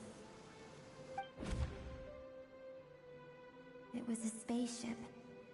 When it arrived, the people that disembarked wore smiles on their faces and spoke of friendship. They claimed to be merchants from a neighboring planet, looking to establish trade. Skirk's parents, her relatives, her neighbors, everyone welcomed the newcomers with open arms and allowed them to explore the planet. To them, the visitors were guests and should be treated with hospitality. No one had any idea of what was to come.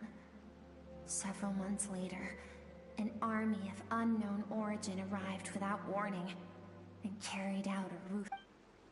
Skirk had skipped school that day, like so many times before, so she was not caught in the immediate wave of destruction. But when she came home that day, only fire and ruin awaited her.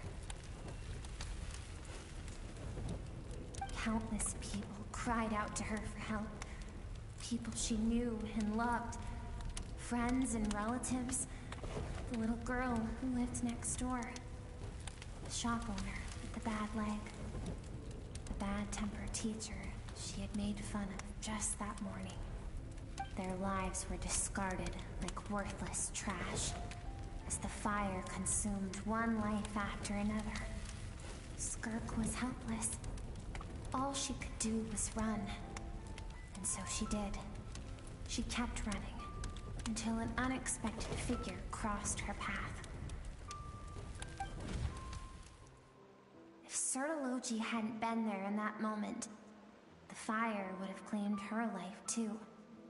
And there she would have remained, left to rot in the scorched earth, with no answer as to why any of this was happening. Because she and her people were seen as a threat. As the initial merchant ship explored the planet, they discovered that it hadn't always had the condition to support life. Yet there was evidence of human activity, even during the periods of extreme heat or cold in the past.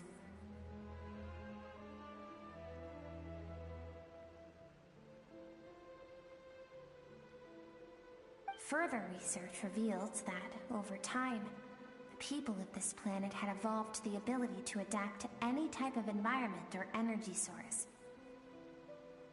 For that reason, the outsiders, senseless, isn't it? Deemed a threat because of a gift they didn't even know they had. Perhaps it was their own innocence and kindness that doomed them. But in the end, that was lost to the blaze as well. If those with power get to decide good and evil, then all you can trust in is the sword in your hand. And so, before death could claim her, she ran.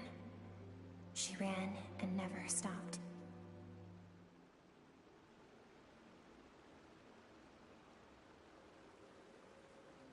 No one wants to relive their most painful moments. Well, that brings us to the end of the story. This is as far as we can go. Skirka's waiting over there. For both of us. Let's go to her. It's time to fulfill my purpose. And my greatest wish over all these years.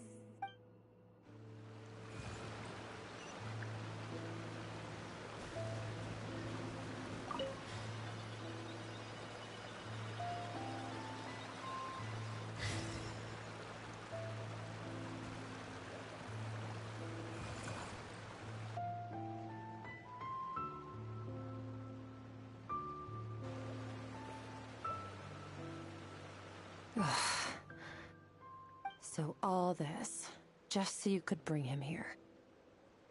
I have things to say to you. Well, to me. I want someone to witness our reconciliation, even if it takes an argument to get there. And he is the best choice in this moment. Her suppressed emotional self. The version of herself she keeps locked in the recesses of her mind, stifled by reason. All those rejected impulses, those discarded aspects of your past selves, they are a part of me now. I am who you used to be. Someone you have refused to face for too long. So, I came to face you instead. You're wrong. I've faced you all along. And that's exactly why I keep you locked here. Your existence makes me weak. Moments of joy and longing are when we are most vulnerable. Don't forget, it was a penchant for goodness over reason that doomed our homeland in the first place. The vastness of the universe renders everything insignificant. Our feelings most of all. Even so, learning from the mistakes of the past doesn't have to mean erasing everything. Strip yourself of your so-called weaknesses, emotions like kindness and empathy, and what makes you any different from the ruthless soldiers who slaughtered our people? The difference is that I'm doing what is right, what is necessary. I allow you to exist, but with limited freedom. That is the greatest kindness I can offer. I've shouldered everything you couldn't carry. I rose above the numbness and emptiness, and it was cold, unfeeling reason that brought me this far. It made me who I am. It made me strong. That is the problem. I want to shoulder those things together. On the grand scale of the entire universe, maybe our feelings are vanishingly small, but why should that mean they don't matter? Emotion gives warmth to the cold expanse of space. It gives meaning to the world around us. Think back to those nights of gazing at the stars, those afternoons of exploring the unknown. Think back and let them grant you peace. A brief respite from the pressure you put on yourself. That isn't what we need. It's exactly what we need. Aren't you curious about why recovering your strength has taken longer than normal this time? Finally, you get to the important part. That is the only answer I came here to find. Then look around. Look at your inner world. You cast aside your dreams and curiosity, and in doing so, you lost your original motivation. You severed all connection to who you used to be, so you can no longer draw strength from your past. Now, the only things driving you forward are fear and survivor's guilt. But these cannot take you far enough. And so, this river, the source of your strength, grows more polluted by the day. And you think that means I should seek help from a weak little thing like you?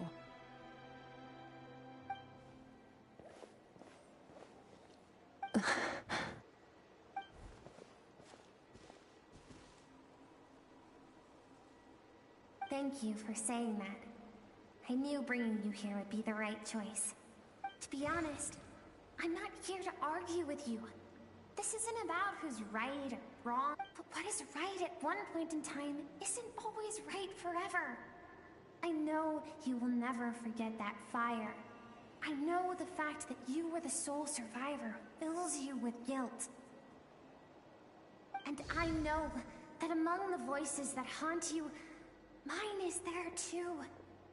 Because deep down, you know that you didn't turn out to be the person you wanted to be. All those unfulfilled hopes are like knives to the heart. And I don't want you to hurt anymore. So even if you can't accept me, I hope, at least, that you can let go. I keep thinking, maybe it would be better if I had died. I wouldn't be haunted by that fire all the time. I wouldn't have to go on like this.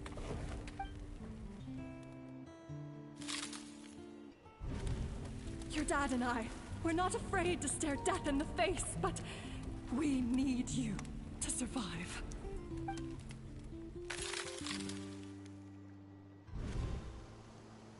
I'm sick of being a kid. There's so many amazing things out there, and I'm ready to see them all.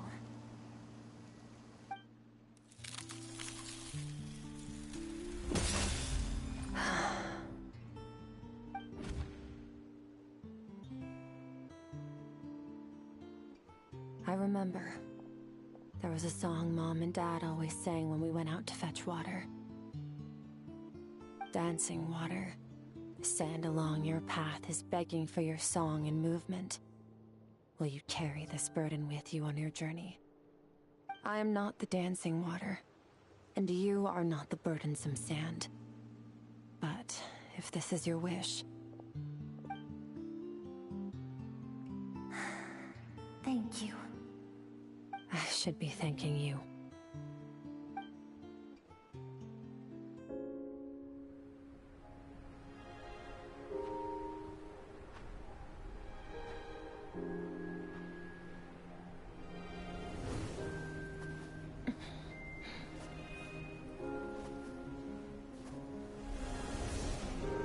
Run, Skirk, run!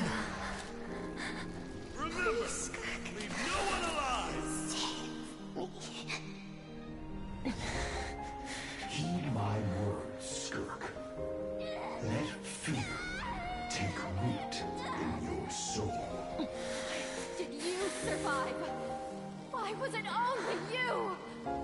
Skirk, did Should you become a positive light in this world?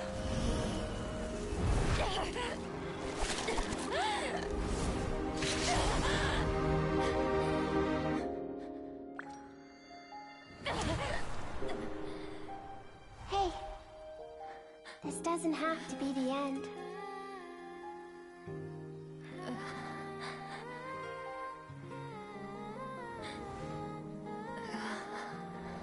Life is a gift. Don't let darkness claim it.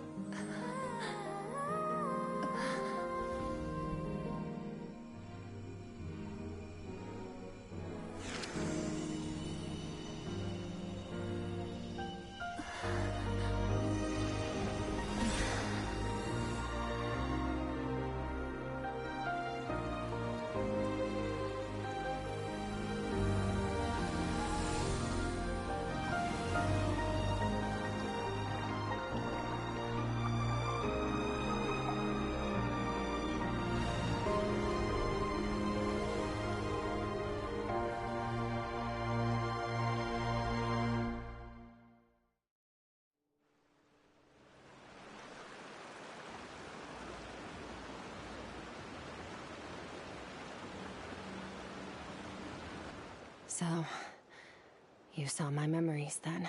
I once asked my master if survival of the strongest was the law of the universe. He said no, but in a world without order, those with no moral boundaries tend to be the ones who survive.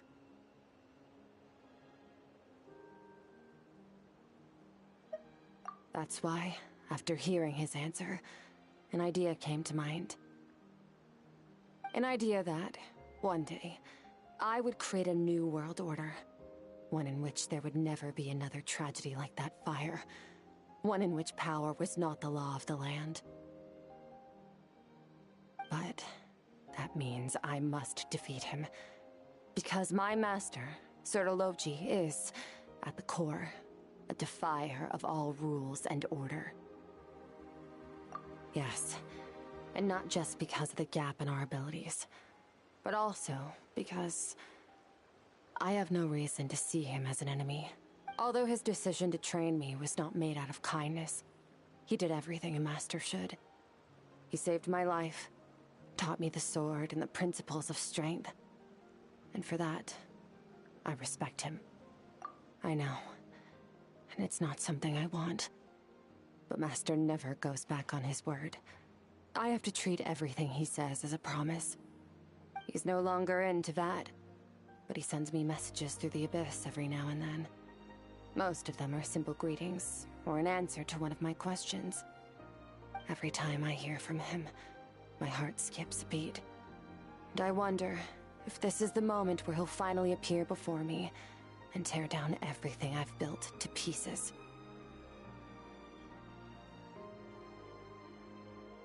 Maybe that means I do live in eternal fear, just like he said. Yes, I respect him, but I'm also afraid of him. And for that reason, the pursuit of strength consumes every moment of my life. I don't know what Master has planned, but I have to be ready. Help me? Why? This isn't your fight.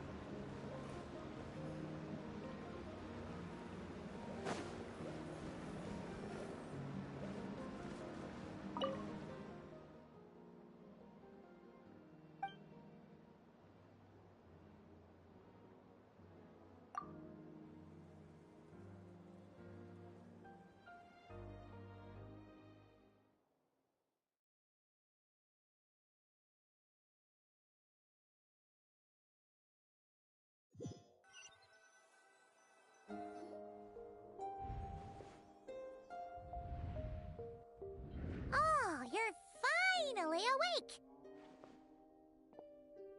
Honestly, Paimon was gone for like 2 seconds and then she comes back and finds you both unconscious? Oh, you scared Paimon half to death. You're both okay, right? What does it look like?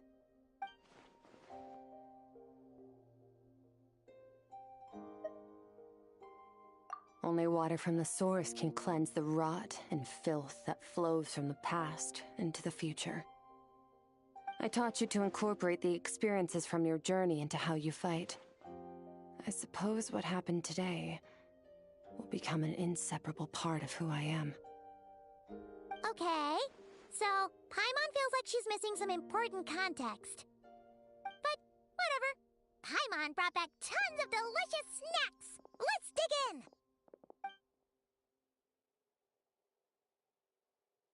All right.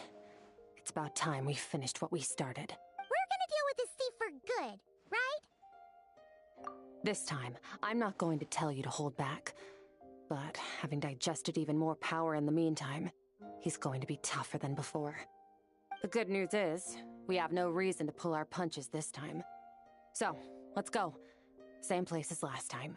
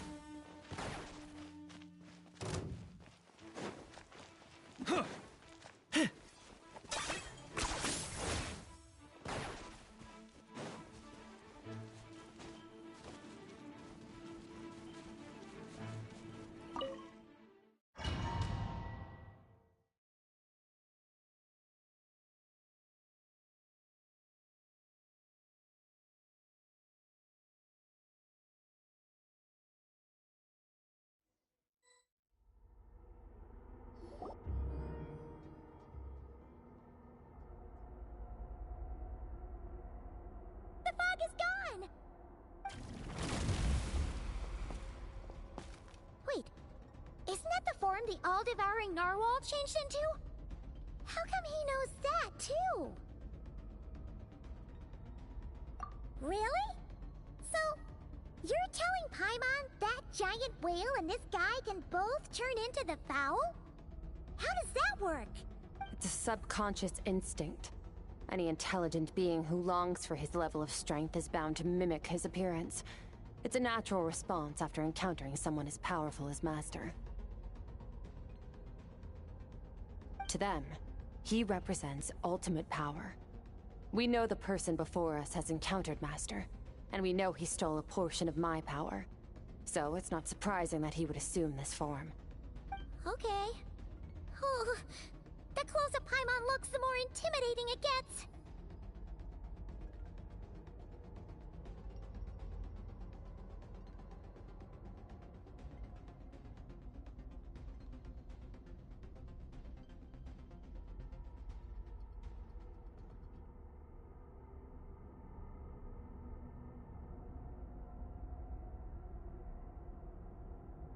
Nervalette isn't here this time, so it's up to us.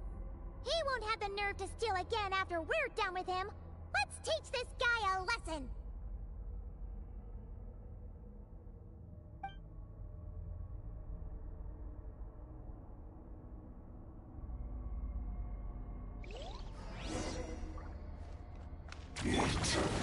Water jet! Yeah!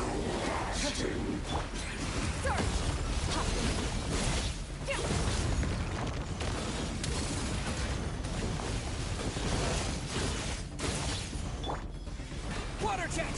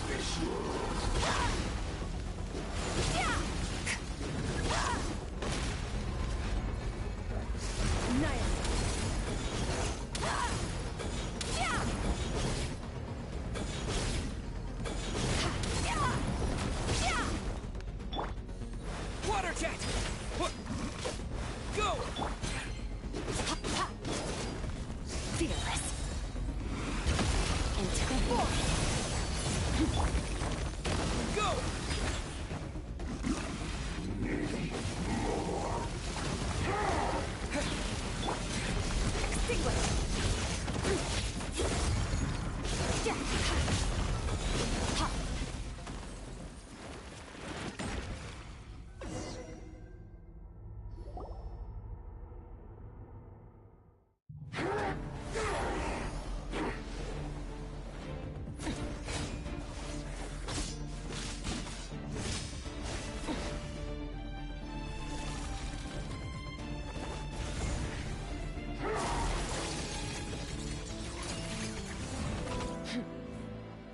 Haven't had enough of my power.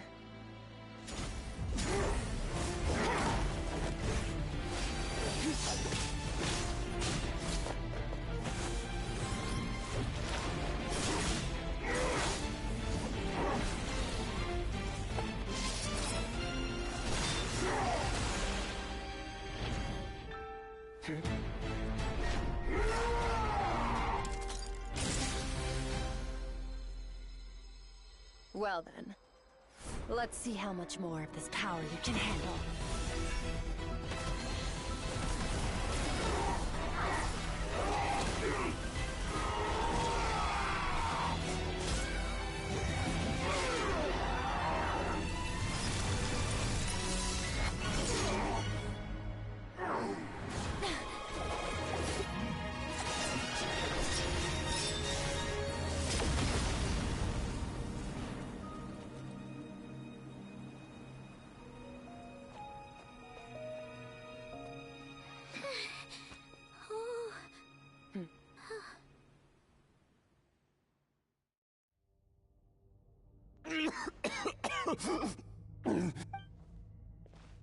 Well, have you come to your senses? You saw that my body was at its limit.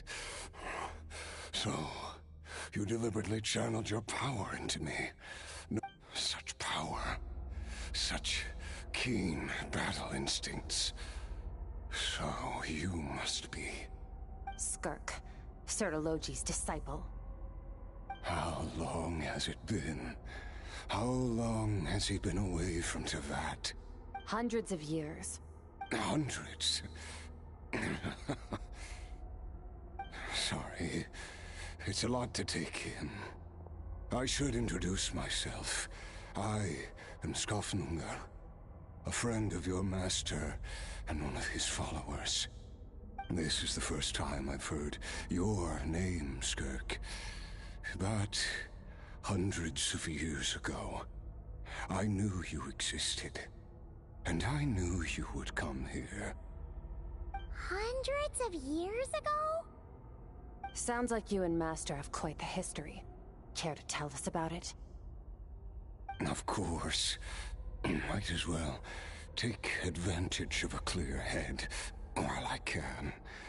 The story starts a long... I was born into a noble family in Conria. As the eldest son, I was set to inherit our title. But I contracted an incurable illness as a child, and everyone gave up on me. I trained the sword harder than anyone else, defeated all of my peers. But it was all in vain.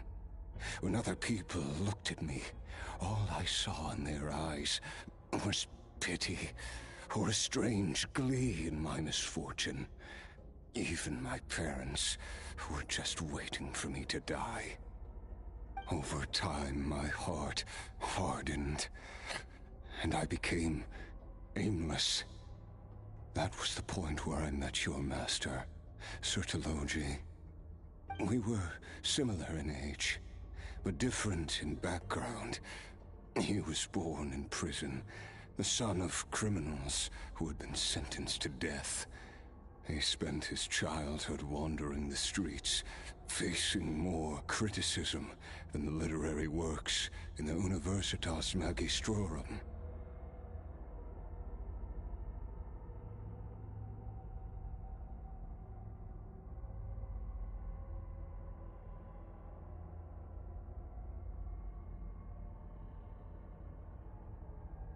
Yet, he always wore a smile on his face, as if kindness and malice were one and the same, and he could not see the difference.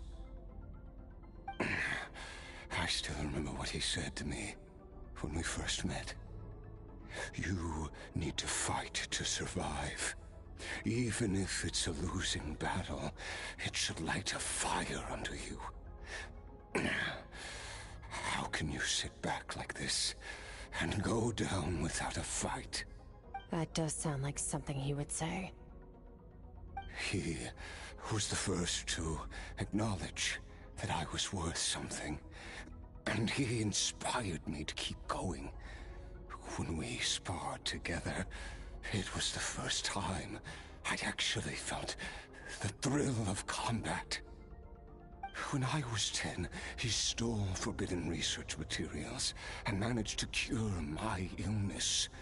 It was like there was nothing in this world he couldn't accomplish. When it came to the human form, he was always intent on pushing the boundaries of possibility. But somewhere along the way, I fell behind.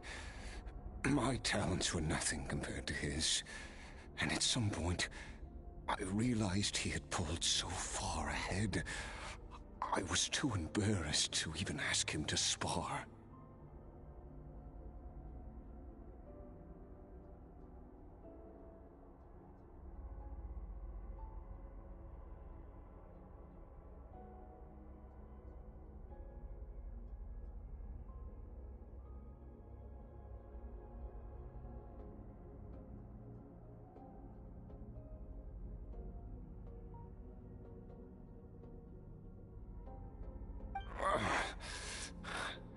After his grand endeavor was successful, This planet no longer holds anything of interest to me, so I'm leaving.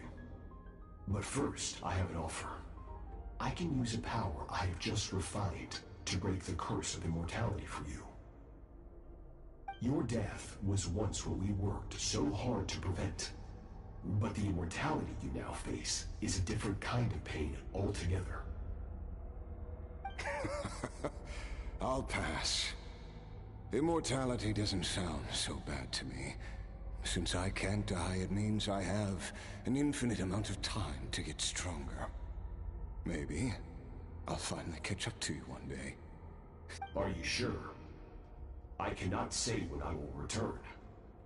Your body, or rather, your soul, might not be able to withstand this curse. All I can do is try. After all, a wise man once told me, people need to fight for their own survival. Wise indeed. Nevertheless, if you grow weary of the pain of immortality, and wish to experience a good sparring match before you wither away, seek out my disciple. Disciple?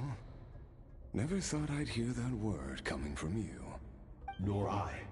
But Vedifenir said I was destined to find a disciple out there in the universe, and bring her to Tibet. You know as well as I, Vedifenir's prophecies are never wrong. Well, now I'm curious about who this disciple of yours will be. All Vedifenir said was that one day, the stars shall bow in her honor.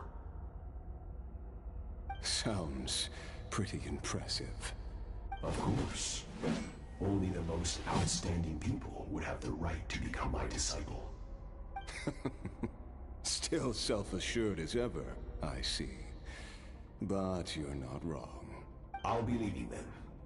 Oh, and if you are serious about getting stronger, I left you a little gift in the primordial sea. As I've said before, walk whatever path you want. Freedom means even the wicked get to make their own choices. Waiting for me in the primordial sea was the all-devouring narwhal, already beaten into submission by Sertologi. In its weakened state, I was able to cut off part of its flesh. Your heart? That sounds like torture. How did you even survive that? Because, of course, I bear the curse of immortality. So, you used the curse to turn yourself into a vessel for power. Even with that whale's ability, devouring power like that is not something the human body can withstand. With your body and soul constantly at the breaking point, it was the curse of immortality that sustained you.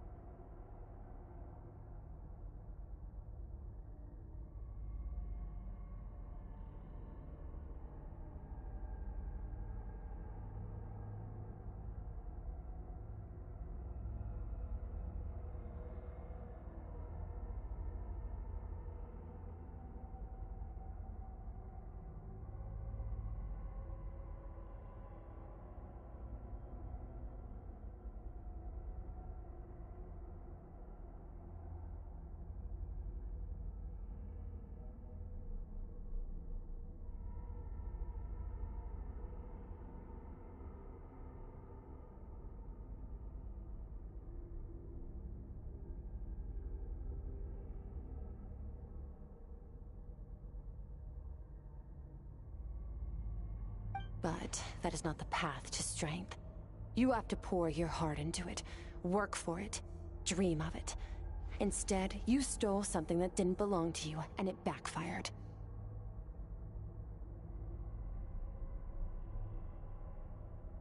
You're right. I should have known better, but I had already pushed myself to my limits, and he was still miles ahead of me. I miss your master. I miss the days when we were all together, troublemakers without a home. I don't regret the choice I made. But if you'll allow it, I do want to apologize. To both of you.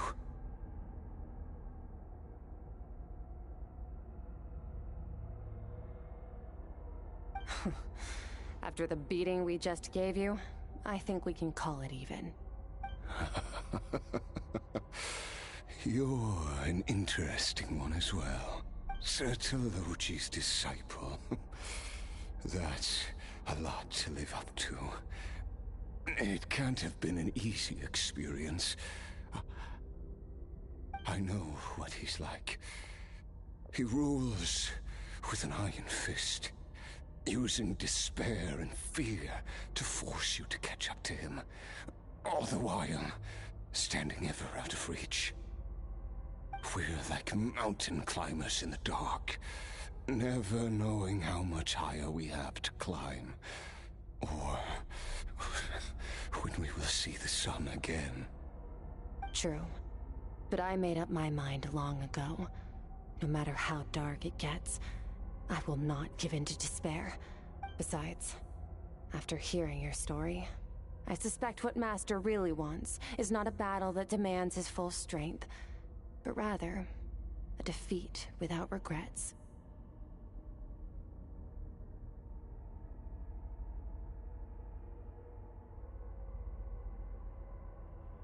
Oh? Since you're his friend, you must have some things in common. The first time we came here, when you stabbed me through the fog and stole my power, I felt no emotion coming from that spike. But when you had to devote all your strength fighting me just now, I could feel joy and passion emanating from your blade. It was the joy of a researcher discovering the truth of the world, the joy of an artist uncovering a temple of wonders. Interesting. I'm certain I didn't express those emotions outright. Yet you were able to read them from my blade, like a glimpse into my inner world.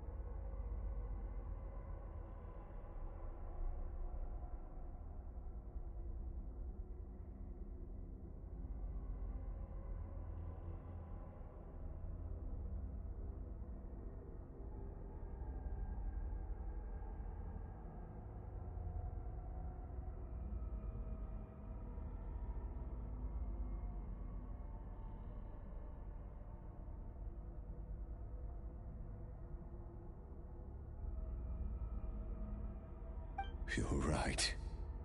That battle brought me an unbridled sense of joy. And my defeat brings me no regret whatsoever. Exactly. I think Master also craves a battle like that. One where his opponent forces him to use all his strength, unlock the extent of his potential, and transcend his own limits. A battle to end all battles. After which, all can come to an end, including, perhaps, his life. For that very reason, good and evil are meaningless to him. He has one purpose, one goal, to complete himself. It's... Perhaps you're right. Perhaps that is his goal. What a battle that would be. Oh, to witness such a...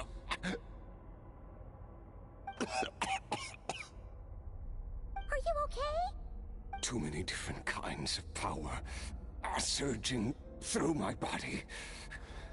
The curse of immortality allows it all to coexist. I won't be able to hold on to my sanity for much longer. What a shame.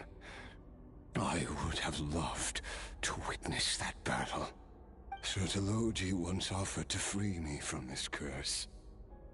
Now, I must ask that of you, Skirk. Can you release me from the pain? I can, but not through death, if that's what you are hoping for. It's not a suitable punishment for your crime. As an alternative, I can take your consciousness, along with all the power you've consumed, and smash it to pieces. The impurities will dissipate, and under the curse of immortality, your mind and body will regenerate. When that process is complete, you will be back to who you were before, no longer tortured by powers but it will be a time-consuming and painful process. The decision is yours to make. I accept. And who knows? Perhaps I'll wake up in time to witness your great battle with Surtologi. I have faith that you'll be able to stand against him one day. Though I know it'll be a long and arduous road. If we are climbers in the dark, it appears the dawn has finally broken for me. At least, it looks like you are not alone on your journey. I will reach the top of this mountain, no matter what it takes. And you, Skofnungr, will be my witness at the end of all things. That's finally over. Let's get out of here. Huh. At least we don't have to make a mad dash for the exit like last time.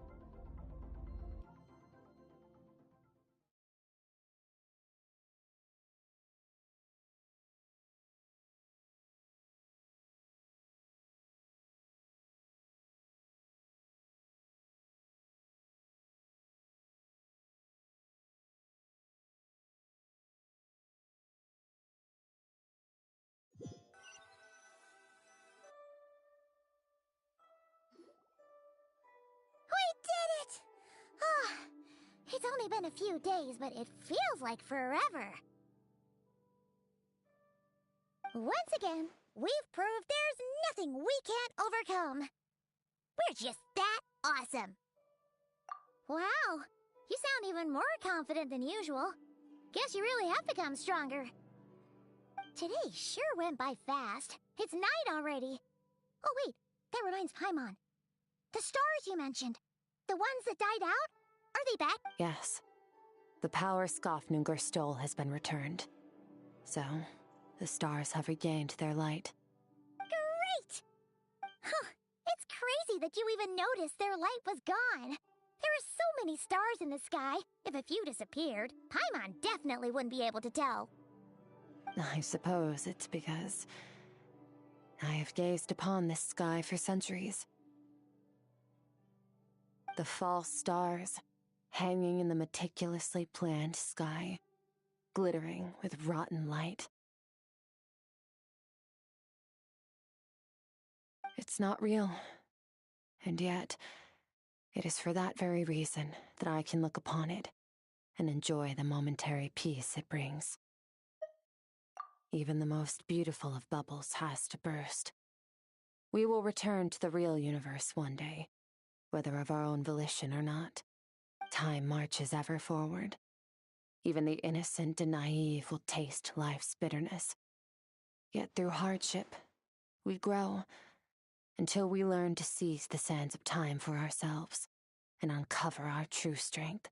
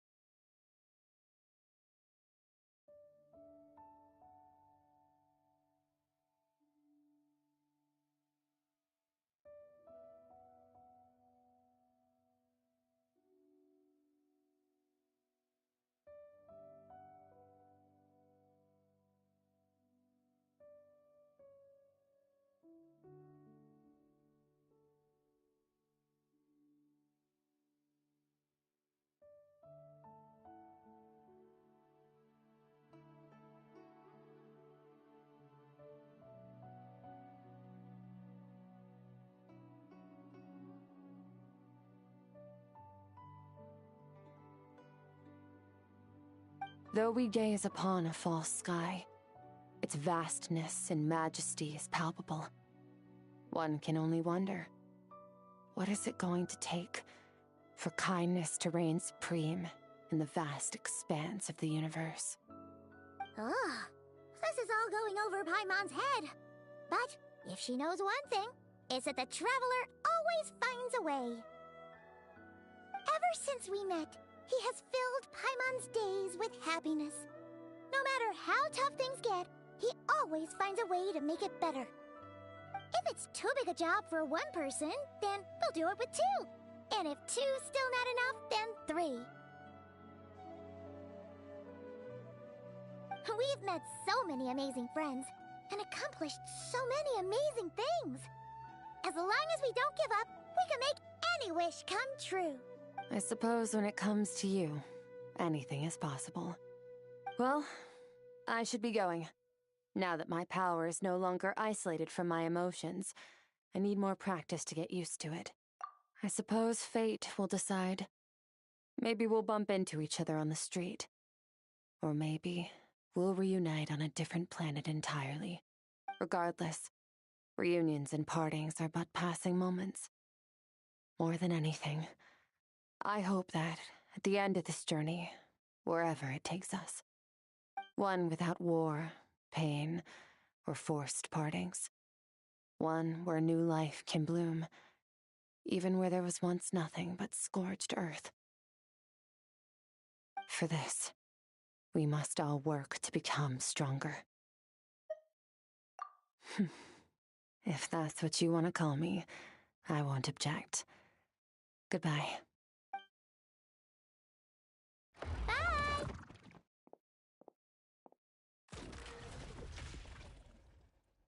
Is it just Paimon, or is she being nicer than before? We definitely count as friends after all that, don't you think? Hey, what do you think about camping here tonight? There's nothing quite like sleeping under the stars. Come tomorrow, we can continue our journey. Oh, and since Paimon treated you to that super nice meal at Wanmin Restaurant, it's about time you returned the favor.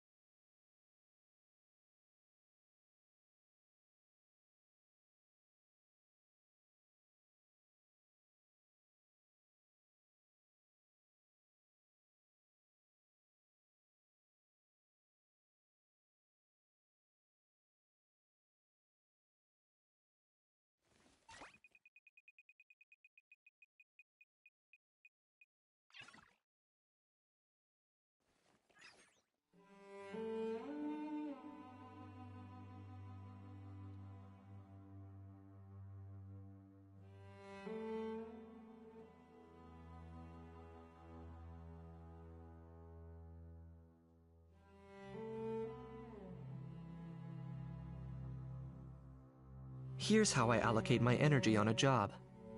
70% goes to investigating, 10% to making a final decision, and the remainder for execution.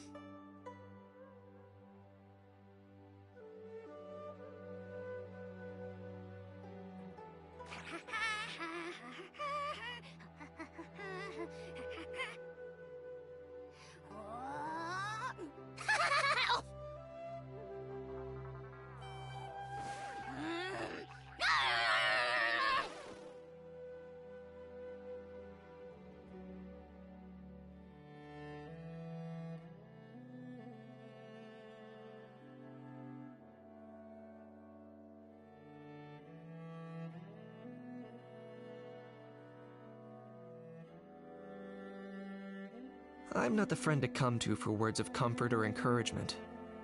But when it comes to weighing the costs of your actions, ask away.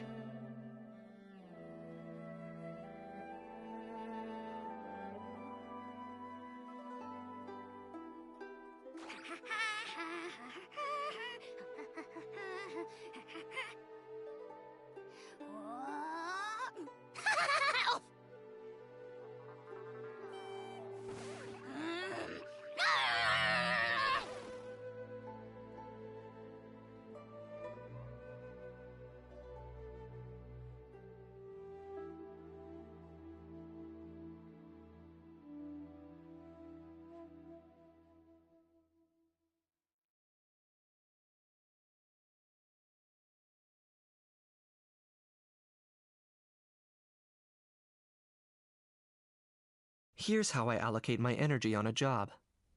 70% goes to investigating, 10% to making a final decision, and the remainder for execution.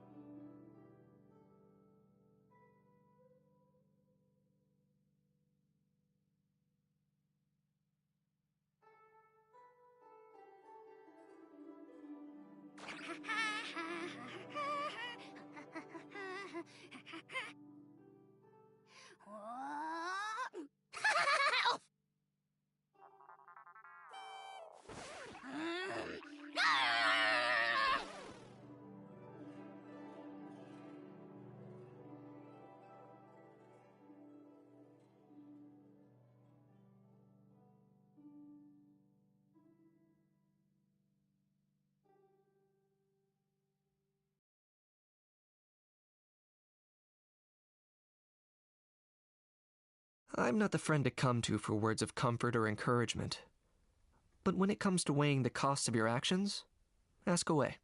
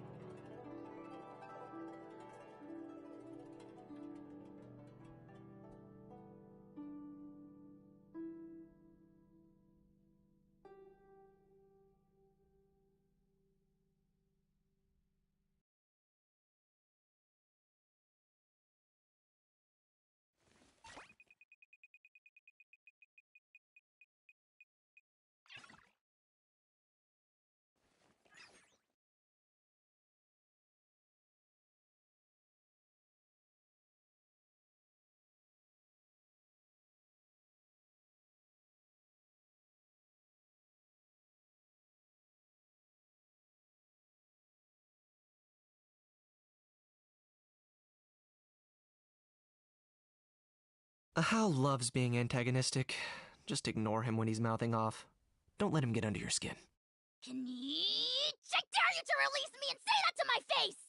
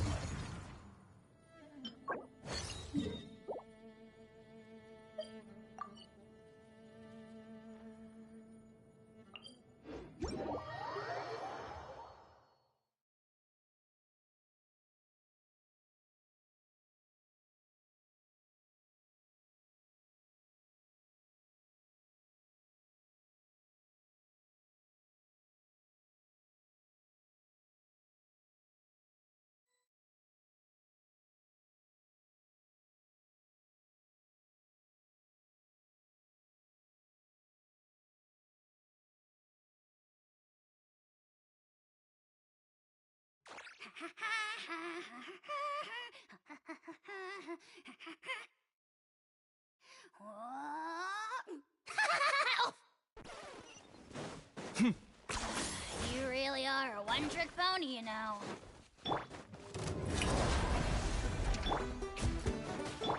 Huh?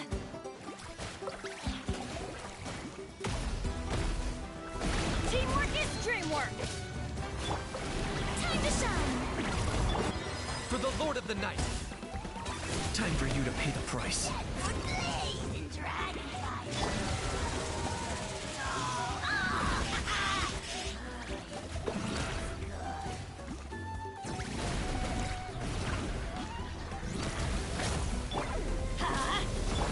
Eat this!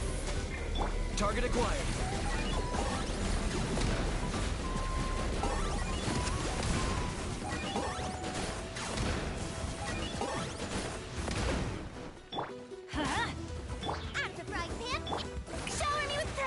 Okay. I got him cornered.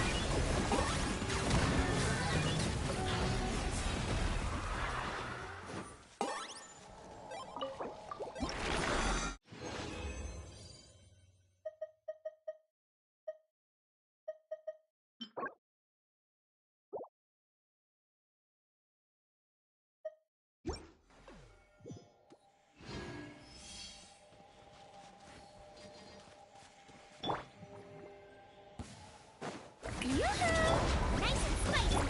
Everybody stand back! Let the world come on! Locked on. Shadow of the past, mine to command. Submit your soul in sacrifice! Scared, speechless. Forever hold.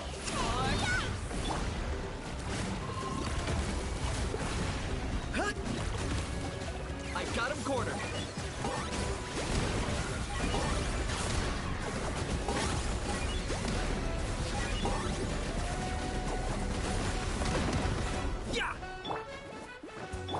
Strike a pose! Teamwork is dreamwork!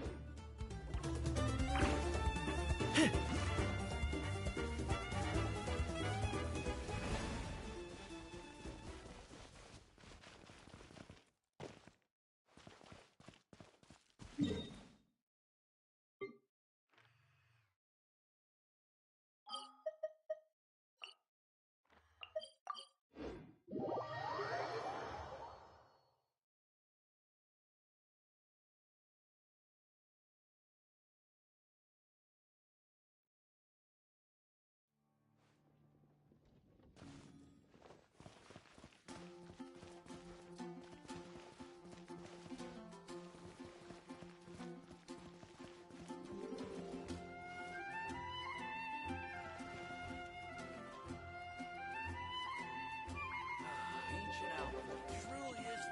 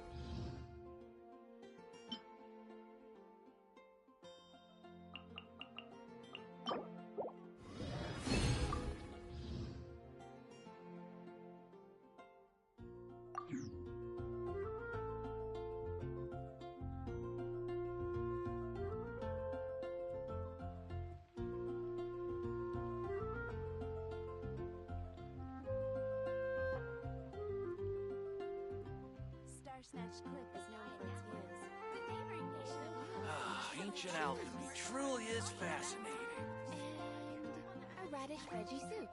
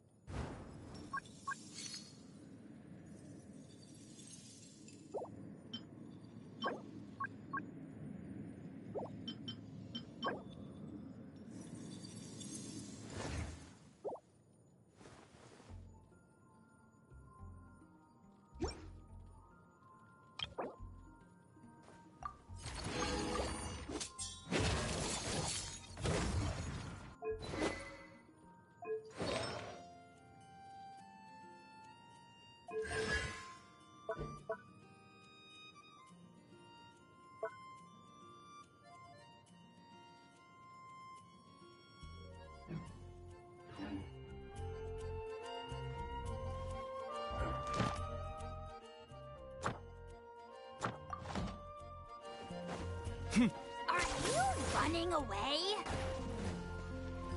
Ad Astra. Thank you for. Ad Astra.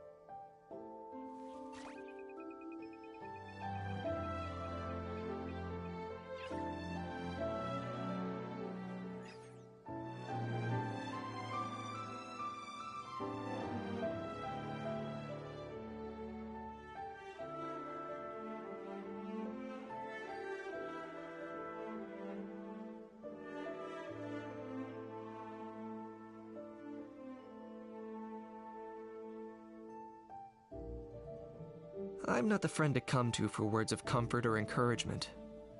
But when it comes to weighing the costs of your actions, ask away.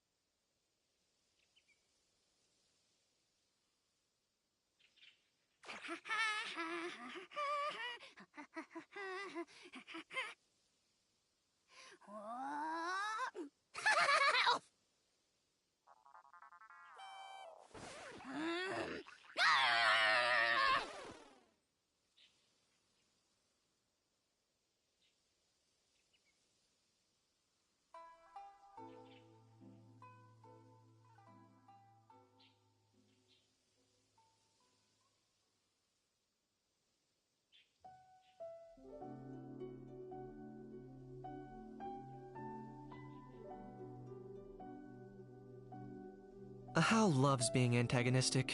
Just ignore him when he's mouthing off. Don't let him get under your skin. I dare you to release me and say that to my face!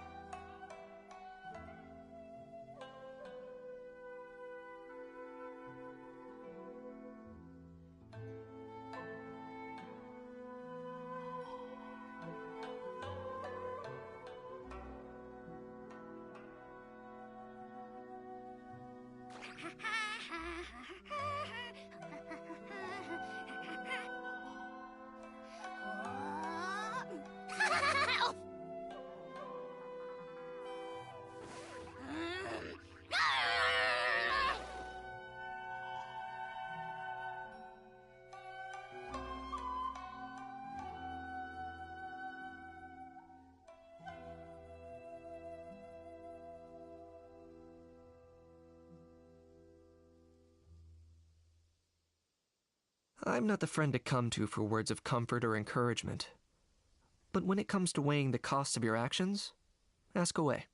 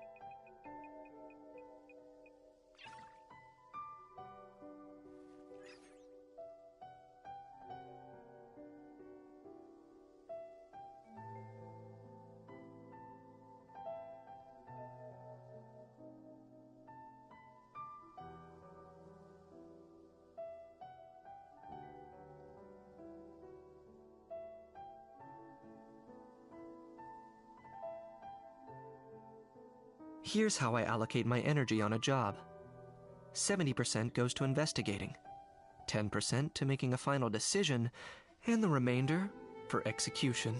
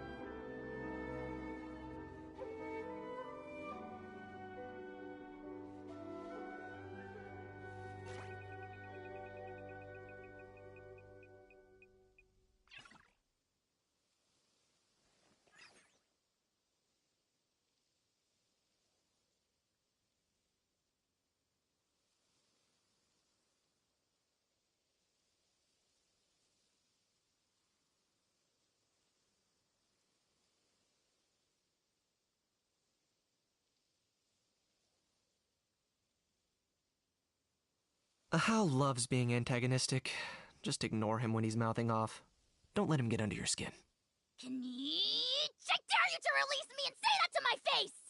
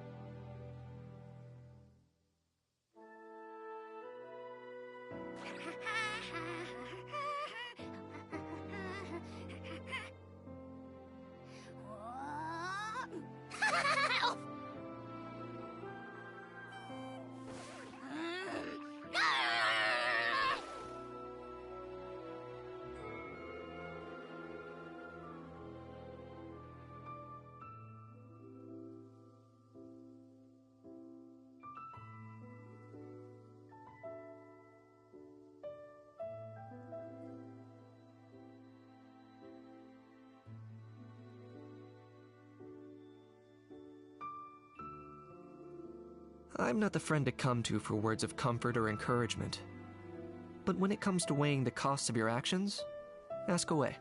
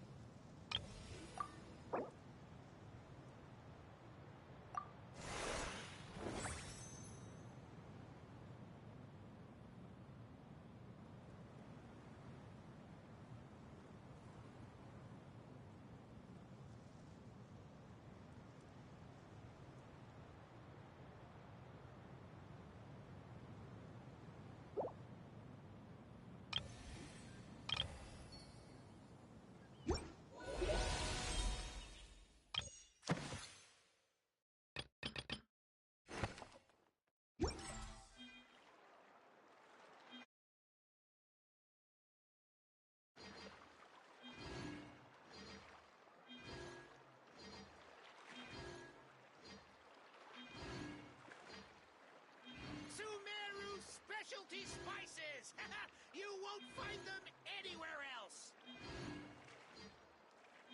Here's how I allocate. 70% goes to investigating, 10% to making a final decision, and the remainder